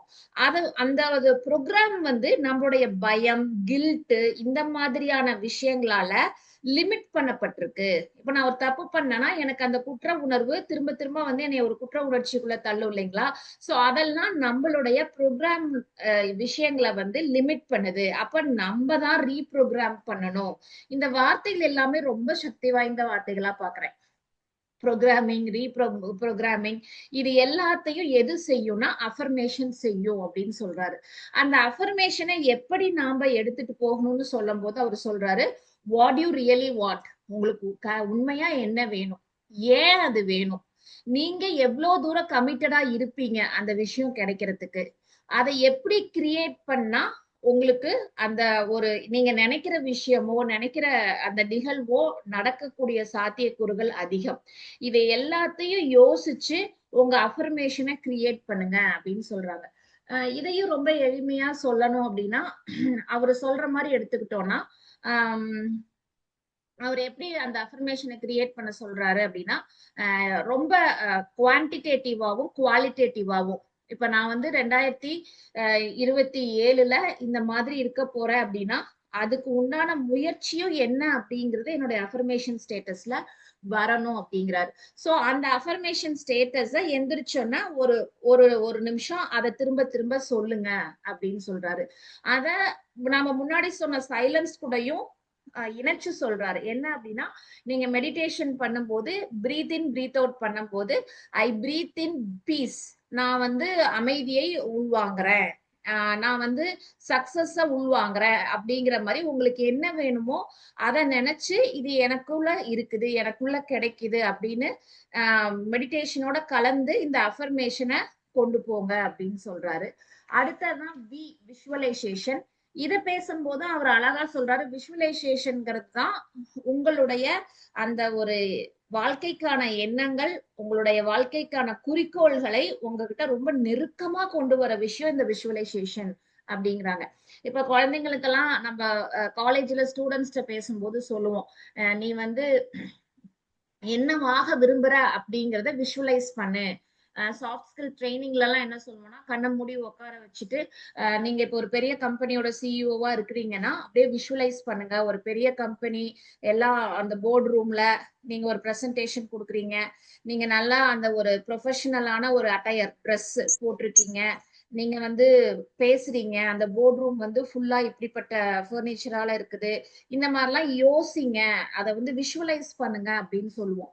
சோ அததான் இவரும் சொல்றாரு, விஷுவலைஸ் பண்ணுங்க. சோ இது மறுபடியும் இதுக்கு முந்தி இருந்த அஃபர்மேஷன் கூட கனெக்ட் பண்ணி அழகா சொல்றாரு. அந்த அஃபர்மேஷன்ஸ நீங்க வந்து என்ன நம்ம கிட்ட இருக்குதுங்கிறத தாண்டி என்ன விஷயம் இருந்தா நல்லா இருக்கும்னு நீங்க நினைக்கிறீங்களோ அதை வச்சு விஷுவலைஸ் பண்ணுங்க அப்படின்னு சொல்றாரு. சோ விஷுவலைசேஷனுக்கு அடுத்தது எக்ஸசைஸ்ங்கிற வேர்டே சிலருக்கு வந்து ரொம்ப பயமுறுத்துற விஷயமா இருக்கு. ஆனா அது அப்படி கிடையவே கிடையாது. நீங்க எக்ஸசைஸ்ங்கிறதுமே இவ்வளவு நேரம் பண்ணணும், இவ்வளவு தூரம் அச்சீவ் பண்ணணும் அப்படிங்கறத ஃபர்ஸ்ட் எடுத்தோம்னா வச்சுக்கவே வேண்டாம். எப்படி வந்து ஒரு நிமிஷம் சைலன்ஸ்ல இருங்க, ஒரு நிமிஷம் அஃபர்மேஷன்ஸ்ல நினைச்சுக்கோங்க, 1 நிமிஷம் விஷுவலைஸ் பண்ணுங்கன்னு சொல்றாரு. அதே மாதிரி 1 நிமிஷம் எக்ஸசைஸ்ன்னு சொல்றாங்க. உண்மையாலுமே படிச்சோம்னா ஒரு 60 செகண்ட் ஸ்டாப் வாட்ச் வச்சுட்டு 1 நிமிஷத்துல என்ன பண்ண முடியும்னு பார்த்தா ஏறக்குறைய நம்ம எல்லா ஜாயிண்ட்ஸையும் ஒரு ஆக்டிவேட் பண்ண முடியும். சோ அவர் முடியுங்கிறத நான் புரிஞ்சுக்கிட்டேன், செஞ்சு பார்த்தேன் நான். அதேதான் இவரும் சொல்றாரு. என்ன சொல்றாருன்னா, ஜஸ்ட் நீங்க ஒரு 5 தடவை ஜம்ப் பண்ணலாம், ஒரு 5 தடவை கைகளை சுத்தலாம், ஒரு 5 தடவை கால்களை சுத்தலாம், ஒரு 5 தடவை உங்க கழுத்தை சுத்தலாம். ஒரு நிமிடத்துல இவ்வளவு தூரம் உங்களுடைய ஜாயிண்ட்ஸ் நீங்க வந்து ஆக்டிவேட் பண்ண முடியும் அப்படிங்கறத ரொம்ப தெளிவா சொல்றாரு. அப்ப அந்த 1 நிமிஷம் எக்ஸசைஸ்ங்கிறது நம்மளால செய்ய முடியுங்கிற நம்பிக்கையை கொடுக்கிற விஷயமா நான் பாக்குறேன். அதே மாதிரி ஆர் ஃபார் ரீடிங், அதையும் அவர் அப்படிதான் சொல்றாரு. ரீடிங்க்கு உங்களைய என்ன மாதிரி புஸ்தகங்கள் இருக்குதோ அந்த புஸ்தகங்களை எப்பவுமே வந்து உங்க கை கெட்டுற தூரத்துல வைங்க அப்படிங்கிறாரு. ஏன்னா இவர் சொல்ற எல்லா விஷயமுமே நம்ம காலையில எந்திரிச்சோம்னா அந்த 6 நிமிஷத்துல இது எல்லாம் ஒவ்வொரு நிமிஷத்துல செஞ்சு முடிச்சுட்டு தான் நம்மளுடைய அந்த டேவே தொடங்குற மாதிரி இருக்கு. சோ உங்க கை கெட்டுற தூரத்துல, உங்க கண்ணுக்கு படுற தூரத்துல அந்த புஸ்தகத்தை வைங்க. அதை எடுத்து அந்த ஒரு நிமிஷத்துல உங்களால ஒரு பேஜ் படிக்க முடிஞ்சாலும் சரி, அரை பேஜ் படிக்க முடிஞ்சாலும் சரி, அந்த 10 சென்டென்ஸையாவது வாசிங்க அப்படின்னு சொல்லிட்டு அதுக்கு ஒரு கணக்கு வேற சொல்றாரு. ஒரு நிமிஷத்துல அரை பக்கமா இருந்தா ஒரு நாளைக்கு அரை பக்கம் படிச்சா ஒரு பக்கத்தை படிக்க 2 நாள் ஆகுதுன்னா ஒரு 200 பக்கம் இருக்கிற ஒரு புஸ்தகத்தை படிக்க இவ்வளவு நாள் தான் ஆகுது. அப்ப நீங்க ஒரு வருஷத்துல எவ்வளவு புஸ்தகம், 200 பக்கங்கள் கொண்ட எவ்வளவு புஸ்தகத்தை உங்களால படிக்க முடியும்? ரொம்ப எளிமையா ஒரு நிமிஷத்துல நான் என்ன படிச்சிட போறேன் அப்படின்னு நீங்க நினைப்பீங்க. ஆனா அது அப்படி கிடையாது அப்படின்னு சொல்லி ரொம்ப அழகா கணக்கு போட்டு சொல்லும் போது நமக்கே ஆச்சரியமா இருக்குது. அந்த 1 நிமிஷம் ரீடிங் நம்மள இவ்வளவு தூரம் மாற்றம் கொண்டு வருமா நமக்குள்ள அப்படின்னு நம்ம வியக்கிற மாதிரிதான் இருக்கு. அடுத்தது வந்து ஸ்கிரைபிங்கிறது எழுதுறத சொல்றாரு. உங்க மன ஓட்டத்தை எழுத சொல்றாரு. அது என்னவா வேணாலும் இருக்கலாம். நீங்க அந்த அன்னைக்கு என்ன பண்ணணும்னு நினைக்கிறீங்க, அல்லது ஏற்கனவே நடந்த எந்த விஷயத்துக்கு நன்றி சொல்லணும்னு நினைக்கிறீங்க, இந்த மாதிரி இருக்கிற விஷயங்களை நீங்க ஒரு நிமிஷத்துக்குள்ள என்ன தோணுதோ அந்த ஒரு நிமிஷத்தை எழுதுங்க அப்படின்னு சொல்லி, நான் சொல்ற இந்த 6 விஷயங்களையும் செய்யறதுக்கு கஷ்டம்னு நீங்க நினைச்சீங்கன்னா you start by 1 minute each. அதுதான் அவர் சொல்றாரு. 6 habits 6 minutes that change your life. முதல்ல இப்படி ஸ்டார்ட் பண்ணுங்க. அந்த ஸ்டார்ட் அப் வந்து உங்களை திரும்ப அடுத்தடுத்த லெவலுக்கு கொண்டு போகும் அப்படின்னு சொல்லிட்டு புஸ்தகத்தோட கொஞ்சம் பின்னாடி பகுதியில வந்து அதை இன்னும் கொஞ்சம் எலிவேட் பண்ணி கொடுக்குறாரு. அந்த 6 நிமிஷம் நம்ம பண்ணிட்டு இருந்த விஷயத்த எப்படி வந்து 60 நிமிஷத்துக்கு கொண்டு போலாம் அப்படின்னு சொல்லி அழகா ஒரு நாளைக்கான பேட்டர்ன் அப்படின்னு சொல்லி அந்த பேட்டர்னையும் போட்டு கொடுக்குறாரு. இந்த புக்கு வந்து ஆக்சுவலி பாத்தீங்கன்னா எந்த பேஜ்ல வேணாலும் நீங்க தொடங்கலாம். இப்ப ஃபர்ஸ்ட் 10 பக்கத்தை படிச்சாதான் அடுத்த 10 பக்கம் புரியும் அப்படிங்கிற மாதிரிலாம் கிடையாது. And English also not too much பம்பாஸ்டிக்காலாம் இல்ல, ரொம்ப எளிமையான ஆங்கிலத்துலதான் எழுதியிருக்காரு. அண்ட் ஆல்சோ நாம என்னெல்லாம் சொல்லி இந்த விஷயங்களை தடை பண்ணுவோம் மனச, இதெல்லாம் வரும் உங்க மனசுல, ஆனா இதுக்கெல்லாம் வந்து நீங்க ஏன் இடம் கொடுக்க கூடாது அப்படின்னு ஒவ்வொரு விஷயத்துக்கும் சொல்றாரு. இப்போ ஃபார் எக்ஸாம்பிள் பாத்தீங்கன்னா அந்த உங்களுடைய செயல்களை செய்யும் போது ஃபர்ஸ்ட் எடுத்தோம்னா கடினமான வேலையை ஃபர்ஸ்ட் செய்யுங்க அப்படின்னு சொல்லுவாரு. அப்படி சொல்லும் போது கூட பிரெயின் ட்ரேசி அப்படின்னு ஒருத்தர் வந்து ஈட் தட் ஃப்ராக் அப்படின்னு சொல்லி ஒரு ஸ்லாங் யூஸ் பண்ணுவாரு. எது ஃபர்ஸ்ட் கடினமோ அதை ஃபர்ஸ்ட் படிச்சு முடிச்சிடுறது, செஞ்சு முடிச்சிடுறது, அந்த மாதிரி. சோ அந்த மாதிரி கடின விஷயங்களை ஃபர்ஸ்ட் எடுத்தோம்னா செஞ்சுட்டோம்னாலே மீதி விஷயங்கள், ஈஸியான விஷயங்களை செய்யறதுக்கு எளிமையா இருக்கும் அப்படின்னு சொல்றாரு. அதே மாதிரி இன்னொரு ஹிண்ட் என்ன சொல்றாருன்னா, எந்த விஷயத்தையுமே ஃபர்ஸ்ட் 10 நாள் செய்யும் போது ரொம்ப அன்பியரபிளா இருக்கும், நம்மளுக்கு இதெல்லாம் தேவையா, வேண்டவே வேண்டாம் அப்படின்னு இருக்கும். அதை தொடர்ந்து அடுத்த 10 நாள் செஞ்சுட்டோம்னா நம்மளுடைய அந்த அன்கம்ஃபர்டபுளான ஃபேஸ்ல தான் 11 to 20 நாள் வரைக்குமே இருப்போம். அந்த அன்கம்ஃபர்டபுள் டேஸுமே நம்மளுக்கு ஏன்டா இதை நம்ம என்ன செய்யறோம் அப்படிங்கிற மாதிரிதான் தோண வைக்கும். ஆனா அந்த 21 to 30 நாள் இருக்கிற அந்த ஃபேஸ்ல அன்ஸ்டாப்பபிளா இருக்கும். நம்மளால அதை செய்யாம இருக்க முடியாதுங்கிற நிலைக்கு நாம போயிடுவோம். அதை நீங்க என்ன மாதிரி விஷயங்களை நீங்க எடுத்து செய்யணும்னு நினைச்சாலும் அதுக்கு வந்து இது பொருந்தும் அப்படின்னு சொல்லி சொல்றாரு. அண்ட் ஒவ்வொரு இந்த அவர் சொன்ன இந்த சேவர்ஸ் SAVERS இருக்குங்க இல்லையா, இதுக்கு ஒவ்வொன்றுக்குமே அவர் யூஸ் பண்ணியிருக்கிற கோட்ஸ் எல்லாமே நம்மள ரொம்ப யோசிக்க வைக்கிற மாதிரி இருக்கு. ஆக்சுவலி சைலன்ஸை பத்தி அவர் சொல்லும் போது you can learn more in an hour of silence than you can in a year from books. புத்தகங்கள்ல இருந்து ஒரு வருடத்துல நீங்க கத்துக்கிற விஷயத்த ஒரே 1 மணி நேர சைலன்ஸ் உங்களுக்கு சொல்லி கொடுத்துரும் அப்படின்னு சொல்றாரு. அஃபர்மேஷனை பத்தி சொல்லும் போது இந்த ரெப்பிட்டேஷன் ஆஃப் அஃபர்மேஷன்ஸ் வந்து நம்மளுடைய பிலீஃப் சிஸ்டம் வந்து உருவாக்கும். அந்த பிலீஃப் சிஸ்டம் தான் நம்மளுடைய செயல்களை செய்ய வைக்கும் அப்படின்ற கோட்டை எடுத்து சொல்றாரு. விஷுவலைசேஷன் சொல்லும் போது see things as would have them be instead of as they are அப்படின்னு அந்த ராபர்ட் காலியர் அப்படிங்கிறவர் சொன்ன அந்த கோட்டு ரொம்ப யோசிக்க வச்சுது. அதே மாதிரி E for எக்ஸசைஸ்ன்னு சொல்லும் போது எக்ஸசைஸ்ங்கிறது வந்து it is like to soul, how reading is to improve the mind அப்படின்றத சொல்றாரு. சோல்கான விஷயமா சொல்றாரு. R is for reading அப்படிங்கிறது a person who won't read has no advantage over one who can not read. படிக்க முடிஞ்சவங்களுக்கும் படிக்காதவங்களுக்கும் வித்தியாசம் எங்க இருக்குன்னா அவங்க தொடர்ந்து புஸ்தகங்களை வாசிக்கிறதா இருக்குது அப்படின்னு சொல்றாரு. அண்ட் S is for scribingன்னு சொல்லும் போது ஐடியாஸ் வந்து எனிவேர் எனி டைம் வரலாம். அதை நம்ம மென்டல் நோட்ஸ்லயே வச்சிருந்தோம்னா இங்க் ஃபேட் ஆயிடும். அதை நீங்க பேப்பர் பென்ல போட்டீங்கன்னா உங்களுக்கு அதை செய்யக்கூடிய திறன் வந்து அதிகமா கிடைக்கும் அப்படிங்கிறாரு.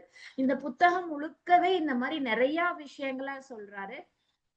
நம்ம வாழ்க்கையில ஃபாலோ பண்ணக்கூடிய விஷயங்கள் தான். ஆனா கொஞ்சம் ஒரு பலத்தோடையும் it is we who decide how we react to our life அப்படின்றத ரொம்ப தெளிவா சொல்றாரு. அதுல ஆல்பர்ட் ஐன்ஸ்டீன் சொன்ன ஒரு கோட்டை வந்து அவர் கோட் பண்ணிருப்பாரு. there are only 2 ways to live your life. One is as though nothing is a miracle. Other is as though everything is a miracle. ஒவ்வொரு விஷயத்தையும் மிராக்கிளா நினைச்சும் நம்ம வாழ்க்கையை கடக்கலாம். அல்லது இந்த வாழ்க்கையில என்ன இருக்கு, எதுவுமே மிராக்கிள் இல்லைன்னு நடக்கலாம், நம்ம வாழ்க்கைய நகர்த்தலாம். சோ நம்ம கையில தான் இருக்கு. ஒவ்வொன்றையும் மிராக்கிள்னு நினைக்கும் போது நமக்கு எப்படிப்பட்ட ஒரு உணர்வு உண்டாகுங்கிறது நமக்கே தெரியும். சோ அந்த மாதிரி ஒவ்வொரு இடத்துலயும் நாம ஒவ்வொரு விஷயத்தையும் ஒரு மிராக்கிளா நினைச்சு சந்தோஷப்படும் போது நம்ம வாழ்க்கை ஒரு சிறப்பான பயணத்தை மேற்கொள்ளும் அப்படிங்கிறதுல எந்த விதமான சந்தேகமும் இல்லை அப்படின்றத சொல்லியிருக்காரு. கண்டிப்பா வாசிச்சு பார்க்கலாம். ஆங்கில புலமை இருந்தாதான் வாசிக்க முடியும்ன்றது இல்லாத ஒரு புக்கு. ரொம்ப பேசிக்கான விஷயங்களை வந்து ரொம்ப ஆணித்தரமா சொல்லியிருக்கிறார். அவர் சொல்லியிருக்கிற எக்ஸாம்பிள்ஸ் தான் நம்மளுக்கு அந்த நம்பிக்கையை கொடுக்கும். சோ அந்த எக்ஸாம்பிள்ஸ் எல்லாம் எங்கேயோ இருந்து யாரோ சொன்ன மாதிரிலாம் இருக்காது, நம்ம லைஃப்ல நம்மளே பார்த்த விஷயங்களா கூட இருக்கும். சோ இது ஒண்ணுதான் வந்து இந்த புக்கினுடைய பெரிய பிளஸ் பாயிண்ட். எல்லாருமே வாய்ப்பு இருக்கு அப்படின்னா படிச்சு பார்க்கலாம். வாய்ப்பு இருக்கு. நன்றி. மகிழ்ச்சி. நன்றி மைதிலி, ரொம்ப சிறப்பா இருந்தது. ஆங்கிலத்தில் நீங்க சொன்னாலும் அந்த SAVERS அப்படிங்கிற அந்த சுருக்கத்துல சைலண்ட், அஃபர்மினேஷன், விஷுவலேஷன், எக்ஸசைஸ், ரீடிங், ஸ்கிரீப்பிங் இந்த மாதிரி சொன்னது ரொம்ப அழகா இருந்தது. இது வெற்றியின் ரகசியம் தமிழ்ல ஏதோ நான் எனக்கு படிச்ச நினைவு வந்தது. ரொம்ப அழகா சொன்னீங்க. கண்டிப்பா வாசிக்க வேண்டிய அளவிற்கு உங்களுடைய கருத்துக்களையும் எடுத்து வச்சீங்க. ரொம்ப சிறப்பு, மகிழ்ச்சி, வாழ்த்துக்கள். அடுத்ததாக திருமதி மலர் செல்வம் அக்கா தயாரா வந்திருக்காங்கன்னு நினைக்கிறேன். டாக்டர் ஜி ராமானுஜன் அவர்கள் எழுதிய மனசுக்குள் ஒரு ஜிம் அப்படிங்கிற புத்தகத்தை பத்தி பேச இருக்க போறாங்க. ஜிம் அப்படின்னு நமக்கு ஜம்முன்னு இருக்க போகுதுன்னு தோணுது. அக்கா வாங்க, உங்களுடைய பேச்சு கேட்கறதுக்கு ஆர்வமா இருக்கும். அனைவருக்கும் அன்பான வணக்கம். நன்றி யசோ. அருமையான ஒரு முன்னுரை, வரவேற்புரை, அறிமுக உரை இப்படி வேணா சொல்லலாம். சோ இந்த புத்தகம் பேசலாம் அப்படிங்கிற ஒரு நிகழ்வை தொடர்ந்து வாசல் முன்னெடுத்து இன்னைக்கு ஒரு 12வது அமர்வுல இருக்கிறோம். அனைவருக்கும் வாழ்த்துக்கள். நம்ம வாசல்ல புதிதா தேர்ந்தெடுக்கப்பட்ட தலைவர், உதவி தலைவர், செயலாளர், மற்ற திட்டங்களோட இயக்குநர்கள் அனைவருக்கும் எங்களோட அன்பு வாழ்த்துக்கள். இப்ப நம்ம தலைப்புக்கு போலாம். இன்னைக்கு நான் பேச போற புத்தகம் மைதிலி ரொம்ப அழகா பேசினேமா, ரொம்ப நல்லா இருந்துச்சு. இந்த புத்தகம் தமிழ்லயே இருக்கு, தமிழ் மொழிபெயர்ப்பும் கிடைக்குது.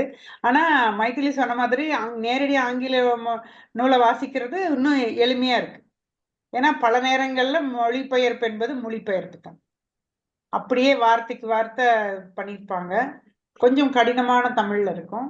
நேரடி ஆங்கில நூலை நம்ம வாசிக்கலாம், ஆனா தமிழ்ல வாசிக்க விருப்பப்படுறவங்களுக்கு அது தமிழ்லையும் கிடைக்குது. ரொம்ப அழகான அதோட சாராம்சத்தை ரொம்ப அழகா சொல்லிருந்தீங்க. நம்ம சிறப்பா இருந்துச்சு. நான் கொஞ்சம் இன்னைக்கு பயணத்துல இருந்ததுனால இப்பதான் வீட்டுக்கு வர முடிஞ்சது. மைதிலி பேச்சு கேட்க முடிஞ்சது. தாரணி பேச்சு பாதிக்கு மேல கேட்டேன். சிறப்பா இருந்துச்சுமா. ரொம்ப அழகா இருந்தது. ராகுல சாங்கிருத்தியாயனோட புத்தகத்தை பத்தி தெளிவாகவும் இவ்வளவு ஆழமா உள்வாங்கி நான் அழகா பேசியிருந்தீங்க. அனைவருக்கும் வாழ்த்துக்கள். இப்ப நம்ம புத்தகத்துக்கு போலாம். மனசுக்குள் ஒரு ஜிம். இன்னும் 5 நிமிஷம் இருக்கு. எவ்வளவு நேரத்துக்குள்ள நான் முடிக்கணும்னு 7 நிமிஷத்துல முடிக்கிறேன். ஓகே, ஏன்னா மணி 7:55. இல்ல, நீங்க 5 நிமிஷம் சேர்த்து கூட எடுத்துக்கலாம், ஒன்றும் பிரச்சனை இல்லை. கண்டிப்பா புத்தகங்கள் நம்ம வாசிக்கிறோம். அதுல சில புத்தகங்கள் வந்து நம்ம அப்படியே மேலோட்டமா படிச்சிருவோம். சிலது நம்ம மனசை வந்து நம்ம சிந்தனை ஓடிக்கிட்டே இருக்கும், அந்த புத்தகத்தை பத்தினிய சிந்தனை. சோ அந்த மாதிரியான ஒரு புத்தகம் தான் இந்த மனசுக்குள்ள ஒரு ஜிம். அவரே சொல்லியிருக்காரு, புத்தக கண்காட்சியில டெல்லி அப்பளத்தை விட அதிகமா விற்கிறது தன்னம்பிக்கை நூல்கள் அப்படின்னு. சோ அந்த மாதிரியான ஒரு தன்னம்பிக்கை நூலா இதை நம்ம தள்ளிட முடியாது. தன்னம்பிக்கை நூலா மட்டும் இது வந்து ஒரு மனநலம் சார்ந்த, உளவியல் சார்ந்த, நமக்கு தன்னம்பிக்கையும் கொடுக்கிற ஒரு அருமையான புத்தகம். இதை எழுதினவர் டாக்டர் ராமானுஜம் கோவிந்தன். ஆனந்த விகடன்ல 33 வாரங்கள் தொடர வெளிவந்து புத்தக வடிவுல கிடைச்சிருக்கு இன்னைக்கு. இந்த புத்தகம் எப்படின்னா, இப்போ இந்த தன்னம்பிக்கை புத்தகம் எல்லாமே நம்ம கொஞ்சம் புரட்டினா அப்புறம் வைக்க முடியாது. அப்புறம் ஒரு நாள் ஒரு தலைப்பு போதும், நாளைக்கு அப்புறம் வாசிக்கலாம் அப்படின்னு நம்ம அப்புறமா தான் நம்ம வாசிச்சுட்டு இருப்போம். பெரும்பாலான நூல்கள், ஒரு சிலது இதுக்கு வந்து மாற்று. பெரும்பாலான நூல்கள் பாத்தீங்கன்னா கொஞ்சம் காலம் தாழ்த்தி ஒரு புத்தகத்தை முடிக்கும் பொழுது நிறைய காலம் போயிருக்கும். ஆனா இந்த மனசுக்குள் ஒரு ஜிம் நமக்கு விரைவா வாசிக்க முடிஞ்ச ஒரு சில நூல்கள்ல இதுவும் ஒண்ணு. இந்த சின்னோடியா அந்த மாதிரி என்னோட கருத்தை சொல்றதுக்கு முன்னாடி புத்தகத்துல எனக்கு பிடிச்சது என்னன்னு சொல்லிடுறேன். ரொம்ப எளிமையா நமக்கு தெரிந்த பல உதாரணங்களை தெரியாத விதமாக ஒரு சுவாரஸ்யமான ஒரு கதை மாதிரி ஆழமான விஷயங்களை இன்னைக்கு ரொம்ப இந்த 10 வருஷத்துல வந்த ஆங்கில தன்னம்பிக்கை புத்தகங்கள்லாம் பெரும்பாலும் நமக்கு இல்லை. ஏன்னா ஆரம்பத்துல திங்க் அண்ட் க்ரோ ரிச் அப்படி இப்படி அந்த மாதிரி இருக்கிற புத்தகங்களை தான் நம்ம அதிகமா படிக்கிறோம். ஸ்டீஃபன் கோவேயோடது இந்த மாதிரி ரொம்ப ஃபேமஸா இருக்கிற புத்தகங்கள் நம்ம நிறைய படிக்கிறோம். ஆனா சமீபமா வந்து பல மில்லியன் காப்பிகள் விற்று தீர்ந்த புத்தகங்கள் நமக்கு தெரியாம கூட போயிடுது. அதுல இருக்கிற கருத்துக்களை எல்லாமே அழகா இப்படி பலாப்பழத்தை அந்த முள் இல்லாம சொலைய கொடுக்குற மாதிரி அதனோட கருத்துக்கள் சாரத்தை தான் இந்த நூல்ல பிழிஞ்சு கொடுத்துருக்காரு. ரொம்ப ரசிச்சு வாசிச்சேன் நான். இதுல அவர் இந்த புத்தகத்தை முழுமையாவும் ஒரு 33 தலைப்புலயும் 33 கருத்துக்கள் இருக்கு. அந்த நடை சுவாரஸ்யம், அழகான தமிழ் இலக்கியத்திலிருந்து எடுத்திருக்கிற உதாரணங்கள் சுவாரஸ்யம், நிறைய திருக்குறள்கள், நிறைய மேற்கோள்கள், நிறைய சின்ன சின்ன கதைகள், நிறைய பேரோட வாழ்க்கை உதாரணங்கள், இப்படி சுவாரஸ்யமா எடுத்துட்டு போறாரு புத்தகத்தை. கிரெடிபிலிட்டி, அந்த நம்பகத்தன்மை அதிகமா. ஆமா, கண்டிப்பா அவங்களுக்கு நடந்திருக்குன்னா நம்மளுக்கும் நடக்கிறதுக்கு வாய்ப்பு இருக்கு. என்ன சொல்லியிருக்காரு, அதை பண்ணலாம் அப்படிங்கிற மாதிரியான ஒரு எண்ண ஓட்டத்தை தருகிற ஒரு புத்தகம். ஏன்னா இவரு ஒரு இன்றைக்கு பயிற்சியில் இருக்கிற பிராக்டிசிங் மனநல மருத்துவர். சோ கடுமையான விஷயங்களை, மனநலம் சார்ந்த புத்தகங்களை ஒரு மனநல மருத்துவரே எழுதுனா எப்படி இருக்கும்? ரொம்ப பயங்கரமா ஆழமா உள்ள போய் அதனோட யாரும் சொல்லாததை சொல்றேன்னு தோண்டிட்டுலாம் வராம எளிமையா நமக்கு புரியுற மாதிரி சொல்லியிருக்காரு. அதுல நான் எடுத்துக்கிட்ட ஒரு 2 விஷயங்களை மட்டும் இங்க நான் பகிர்ந்துக்கிறேன். சோ தன்னம்பிக்கை நூல்கள்ல வந்து ஒரு 3 வகை இருக்கு. ஒண்ணு வந்து திருக்குறள் மாதிரி நம்ம அனுபவம் சார்ந்த கருத்துக்கள், திருக்குறள் மாதிரி நம்ம இலக்கியத்திலிருந்து சொல்ற மாதிரி, ஆல்ரெடி நல்லா வித்துட்டு இருக்கிற புத்தகங்கள்ல இருந்து சொல்ற மாதிரி ஒரு கருத்துக்கள் சொன்ன அதெல்லாம் ஒண்ணு சேர்ந்து ஒரு தன்னம்பிக்கை புத்தகம். அடுத்தது 2வது ஒண்ணு இருக்கும். என்னன்னா, நீ கண்ணை மூடி நில்லு, அப்படியே பயிற்சி பண்ணிக்கிட்டே இருங்க, குறிக்கோளை எழுதிட்டு காத்தால எந்திரிச்சு பாத்தீங்கன்னா எல்லாமே கிடைச்சு போயிடும். 1000 கோடி காலையிலே கிடைச்சிடும். 30 நாட்கள்ல நீங்கள் கோடீஸ்வரர் ஆகலாம். 3 மணி நேரத்தில் நீங்கள் லட்சாதிபதி ஆகலாம். இந்த மாதிரி எல்லாம் அது ஒரு போதை தருகின்ற புத்தகங்கள். அதுல இருக்கிற எல்லாமே நடந்துருமா நமக்கு சந்தேகம் இருக்கும். ஆனா படிக்க படிக்க நமக்கு நல்லா இருக்கும். நம்மளுக்கு கிடைச்சிரும் அப்படிங்கிற மாதிரி. அந்த மாதிரியான புத்தகங்கள் ஒரு வகை. இதுல 3வதா சில புத்தகங்கள் இருக்கும். அறிவியல் பூர்வமா எதையும் ஆராய்ந்து அதை வந்து அனுபவத்தோட சேர்த்து ஆதாரபூர்வமா நம்ம முன்னாடி வைக்கிற புத்தகங்கள். அதுல ஒண்ணுதான் இந்த மனசுக்குள் வச்சு. இதுல ஒரு அதிகமா சொல்ற கருத்து, உடம்புக்கு எப்படி ஒரு ஜிம்முக்கு தொடர்ந்து போயிட்டு இருக்கிறவங்களோட உடல் வலிமையாவோ அழகாவோ சீராவோ ஆரோக்கியமாவோ இருக்கிற மாதிரி மனதுக்கு சில பயிற்சிகளை நம்ம தொடர்ந்து கொடுத்துட்டே இருந்தோம் அப்படின்னா நம்மளோட மனம் கண்டிப்பா புதிய திறமைகளை எளிதாக வளர்த்துட்டு எல்லார்த்தோடையும் போட்டி போடுற மாதிரி வெற்றியை நோக்கி சீரான ஓட்டத்தில் ஓடுவதற்கும் மகிழ்ச்சியாக இருப்பதற்கும் நம்மளோட மனதை நம்மால் பயிற்றுவிக்க முடியும். எனக்கு பிறவி திறமை இருக்கணும், பிறவியிலேயே அப்படி என் ஜீன்லயே வந்துருச்சு, எனக்கு அவர் பிறவி மேதப்பா, அவர் பிறக்கும் போதே அப்படி, எனக்கு அப்படி எல்லாம் இல்ல. இப்படி எதுவுமே கிடையாது. ஈவன் கலை திறமை கிரியேட்டிவிட்டியை வந்து நம்ம ரொட்டீன்குள்ள கொண்டு வர முடியாது. ஆனா இவர் என்ன சொல்றாரு, நம்மளுக்கு என்ன பிடிச்சிருக்கோ, என்ன துறையில திறமை இருக்கோ அது பயிற்சி பண்ணும் பொழுது திறனாக மாறுகிறது. அந்த திறன் முயற்சி செய்யும் பொழுது திறமையாக உருவெடுக்கிறது. விடாமுயற்சி தான் அவங்கள புகழின் உச்சிக்கு எடுத்து செல்லுது. இப்ப ஏஆர் ரஹ்மான், இளையராஜா பிறவி கலைஞர்னு நம்ம நினைக்கிறோம். இவங்கள மாதிரியே பிறவி கலைஞர்கள் எவ்வளவோ பேர் இருக்கலாம். ஆனா எல்லாத்தினாலையும் மேல வர முடியல. ஏன்னா அவங்க எடுத்துக்கிட்ட பயிற்சியும் பயிற்சி செய்யறதுக்காக அவங்க பண்ண முயற்சியும் அந்த மனசுக்குள்ள ஒரு ஜிம் அவங்க தொடர்ந்து அந்த ஜிம்ல ஓடிட்டு இருந்ததுனாலதான் அந்த அந்த இதை அடைய முடிந்தது, அந்த உயரத்தை அடைய முடிந்தது. திறமைசாலியா இருந்தா மட்டும் பத்தாது, முயற்சி பண்ணாதான் ஒரு இடத்துக்கு போக முடியுங்கிறது ஒரு பாயிண்ட். இன்னொரு விஷயம் நான் புரிஞ்சுக்கிட்டது என்னன்னா, நீங்க ஓவரா திறமையா இருக்கணும்னே அவசியம் இல்ல. இருக்கிறத வச்சுக்கிட்டு விடாம நம்ம பயிற்சி பண்ணிக்கிட்டு முயற்சியோட தொடர்ச்சியோட இருந்தோம்னா உயர்ச்சி நிச்சயம் அப்படிங்கிறது. அது நம்ம கண்ணு முன்னாடி எவ்வளவோ உதாரணங்களை நம்ம பார்த்துட்டு தான் இருக்கிறோம். ரெண்டாவதா இன்னொரு விஷயம் பாத்தீங்கன்னா, எனக்கு இதுல ரொம்ப பிடிச்சது அவர் சொல்ற உதாரணங்கள். இதுல அமெரிக்கால இருக்கிற போர் பயிற்சி பள்ளியை பத்தி ஒரு விஷயம் சொல்லியிருப்பார். அதுல வந்து நம்ம ஒரு போர் வீரன் அப்படின்னா என்ன நினைக்கிறோம்? ஆஜானுபாகமா 6 அடிக்கு மேல இருக்கணும், நல்ல ஷோல்டர்ஸ் இவ்வளவு இருக்கணும், மெஷர்மெண்ட்ஸ் படி இருக்கணும், கட்டு மஸ்தா இருக்கணும், ஓட தெரியணும், ஒரு பார்த்தாலே ஒரு ஒரு பார்வை லுக் நல்லா இருக்கணும் அப்படின்னு. ஆனா அமெரிக்கால ராணுவத்துக்கு அவங்க தேர்ந்தெடுத்துக்கிறதுக்கு முன்னாடி அவங்களுக்கு வந்து பீஸ்ட் பேரக்ஸ் அப்படின்னு சொல்லிட்டு ஒரு கடுமையான பயிற்சிகள் நிறைந்த ஒரு பள்ளி இருக்கான். அதுல போய் தேர்றவங்களுக்கு மட்டும்தான் அமெரிக்க ராணுவத்துல இடம். இந்த பீஸ்ட் பேரக்ஸ்ல என்ன பண்ணுவாங்களாம், மிக மிக மிக மிக கடுமையான பயிற்சி. அவங்க என்ன சொல்றாங்க, உடம்ப பயிற்சி பண்ணா பத்தாது, ஒரு போர் வீரனா இருக்கணும்னா மனச பயிற்சி பண்ணணும். ஒரு சிரமமான சூழ்நிலைகளை எப்படி எதிர்கொள்றது, அந்த நேரத்துல நீங்க எப்படி அதை சமாளிச்சு நீங்க ஜெயிக்கிறீங்க, எப்படி அந்த இடத்துல முடிவு எடுக்கிறீங்க, அதை எதிர்கொள்றீங்க, இது எல்லாமே ரொம்ப ரொம்ப முக்கியம்.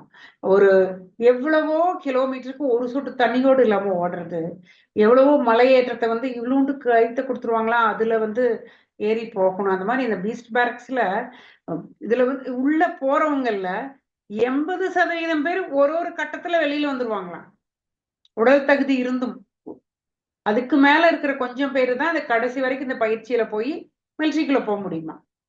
அந்த மாதிரி கடுமையான பயிற்சி இருந்தாதான், மனம் பயிற்சி பெற்றால்தான் எந்த சவால்களையும் எதிர்கொள்ள முடியும் அப்படிங்கிறது தான் அதை நிரூபிக்குது நமக்கு. இந்த மாதிரி நிறைய உதாரணங்கள் திருக்குறளை நிறைய இடத்துல மேற்கோள் காட்டியிருக்காரு. சந்தோஷமா இருந்தது படிக்கிறதுக்கு அவரோட வித்தியாசமான கருத்துனால. அதே மாதிரி அன்றாட வாழ்வியல் உதாரணங்கள். அவர் சொல்றதே ஒரு ரொட்டீனை வந்து நீங்க பிக்ஸ் பண்ணணும். இப்ப மைதிலி சொன்ன புத்தகத்திலயும் அதுதான், அன்றாடம் என்ன பயிற்சி நம்ம காலையில இருந்து அந்த மிராக்கிள் மார்னிங் அந்த காலை நேரத்தில் ஒரு பயிற்சியை நம்ம செட் பண்ணிட்டோம்னா அது அப்படியே போய்கிட்டு இருந்துச்சுன்னா நம்ம வாழ்க்கை மாறிடும் அப்படிங்கிறது. இது கிட்டத்தட்ட அந்த கருத்தை இவரும் வலியுறுத்துறாரு.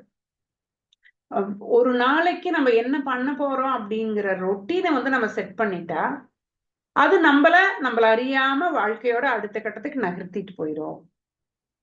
அந்த ரொட்டீனை கேர்ஃபுல்லா சூஸ் பண்ணி மிக கவனமாக தேர்ந்தெடுத்து இதெல்லாம் நம்ம பண்ண போறோம், இதெல்லாம் பண்ணுனா நமக்கு முன்னேற்றம் இருக்கு அப்படின்னு சொல்லி முடிச்சுட்டு அந்த ரொட்டீனை செட் பண்ணிட்டு அது போக போக போக போக போக நம்ம என்ன நினைச்சிருந்தோமோ அந்த இடத்துக்கு போவோம் அப்படிங்கிறது தான். ஸோ இது படிச்சு முடிச்சோன்னே எனக்கு என்ன ஒரு எண்ணம் வந்ததுன்னா, என்கிட்ட திறமை இல்லை அப்படின்னு யாரும் கவலைப்பட தேவையில்லை. என்ன இருக்கோ அத எந்த வயசுலயும் புதுசா எதையும் இன்னைக்குதான் வந்து வயசாக நிறைய விஷயங்கள் கத்துக்கிறது தான் நியூரோ பிளாஸ்டிசிட்டி இம்ப்ரூவ் பண்ணுது, மூளையோட திறன் அதிகமாகும் பொழுது அவங்க பிற்காலத்துல வர்ற பல பிரச்சனைகளை இருந்து பாதுகாக்க முடியுதுங்கிறாங்க. அவரும் எல்லா வயசுலயும் எதை நினைச்சாலும் நீங்க கத்துக்கலாம். எதுவும் எனக்கு இல்ல, நான் பிறக்கும் போது எங்க திறமை இல்லை, இதுவரைக்கும் கத்துக்கல அப்படின்னு எதுவுமே இல்லை. எல்லாமே நம்ம கத்துக்கிட்டு நம்ம பயிற்சி எடுக்கிறது மூலம் வெற்றி அடைய முடியும். அதே மாதிரி இந்த சிறுக சிறுக சிறுக விடாம செய்யற முயற்சி நம்மள பெரிய பெரிய உயரங்களுக்கு எடுத்து செல்லும் அப்படிங்கறதான் இந்த புத்தகம் எனக்கு கொடுத்த நம்பிக்கை. ரொம்ப அருமையான புத்தகம். கண்டிப்பா நீங்க ஒவ்வொருத்தரும் வாசிக்கணும்னு ஆசைப்படுறேன். வாய்ப்புக்கு நன்றி. மிகவும் மகிழ்ச்சிங்கக்கா. ஒரு மகிழ்ச்சியான ஒரு புன்னகையோடவே உங்களுடைய பேச்சும் ரொம்ப சுவாரஸ்யமாவும் இருந்தது. திருக்குறள்ல இருந்து, கோட்பாடுகள்ல இருந்து, சின்ன சின்ன கதைகள்ல இருந்து அவர் உதாரணம் சொல்லி இருக்கிறாங்க. அப்படிங்கிறப்ப நமக்கு வாசிக்கணும் அப்படிங்கிற ஒரு ஆர்வத்தையும் தூண்டுறதா இருந்துச்சு. அமெரிக்கா போர்ப்படையில சேர்றதுன்னா அவ்வளவு லேஸ்பட்ட காரியம் கிடையாது. அதுல எவ்வளவு ஒரு கடுமையான பயிற்சி இருந்தாதான் உள்ளேயே நுழைய முடியும் அப்படிங்கிற ஒரு விஷயத்தையும் நீங்க புரிய வச்சீங்க. பயிற்சி, விடாமுயற்சி இது இருந்தா நம்ம திறமை இல்லைன்னு நினைக்கவே வேண்டாம். எல்லா திறமையும் நம்ம கிட்டதான் இருக்கு அப்படிங்கிறத புரிய வச்சுது. ரொம்ப சிறப்பா இருந்ததுக்கா. மகிழ்ச்சி, வாழ்த்துக்கள். நன்றிமா. நன்றிங்கக்கா. இப்போ இந்த 3 புத்தகங்களை பத்தியும் 3 பேரும் நம்மோட உரையாடி இருக்காங்க. தாரணி தேவி, மைதிலி, மலரக்கா.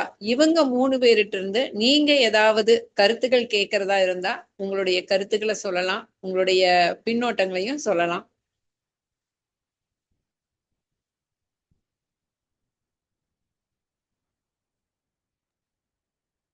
Hello ma'am. சொல்லுங்க ரேணுகா. மேம் சொல்லுங்க. எனக்கு மிராக்கிள் மார்னிங்ல ஒரு பாயிண்ட், ஒரு டவுட் மட்டும் மைத்திலி மேம் கேட்கணும். அது நான் நோட் பண்ணிட்டு இருந்தேன். அந்த AVERS அது மட்டும் ஒரு தடவை சொல்ல முடியுமா ma'am? Affirmations, visualization, exercise, reading, scribing, இன்னொன்னு S for silence டா, first S. ஓ, அது சேவர்ஸ்னு வருது இல்ல மேம்? SAVERSனா SA first S silence, okay ma'am. கடைசி S scribing. Okay ma'am. Okay. Yes. Savers. SERS savers. Okay ma'am. அப்புறம் இந்த 4 பாயிண்ட் சொன்னீங்கல்ல, பிசிக்கல், இன்டெலெக்சுவல், இமோஷனல், ஸ்பிரிச்சுவல், அது அவர் Yes. என்னன்னு சொல்றாரு ma'am? Like these are the 4 components of our life. இந்த 4 components-ஐயும் நம்ம balance பண்றது தான் நம்மளுடைய லைஃபே அப்படிங்கிறாரு. So one is physical, which is body and health, and the second one is intellectual, which is mind and intelligence, and the third one is emotional, which is feeling and attitude. Fourth one is spiritual, which is the spirit, soul, or the unseen higher power. இததான் அவர் ஸ்பிரிச்சுவல்னு சொல்றாரு. So இந்த 4 காம்பனன்ஸை நம்ம balance பண்ணோம்னாலே நம்ம life is made up of the spies, PIES அப்படின்னு சொல்றாரு. PIES. Yes. Okay ma'am. Okay ma'am. Thank you ma'am. தேங்க்யூமா. Thank you ma'am. 3 பேர்த்தோடைய ரிவ்யூமே ரொம்ப நல்லா இருந்தது மேம். என்கிட்ட வோல்கா டு கங்கா இருக்கு, இனிமேல் தான் படிக்கணும். இந்த 2 புக்ஸ் இப்ப ரிவ்யூ பார்த்ததுக்கு அப்புறம் வாங்கி படிக்கணும்னு ஒரு இன்ட்ரெஸ்ட் வந்துடுச்சு. 3 ரிவ்யூமே ரொம்ப எக்ஸலண்டா இருந்தது. கண்டிப்பா ma'am. Okay ma'am. Thank you. Okay ma'am. Thank you all. Thank you.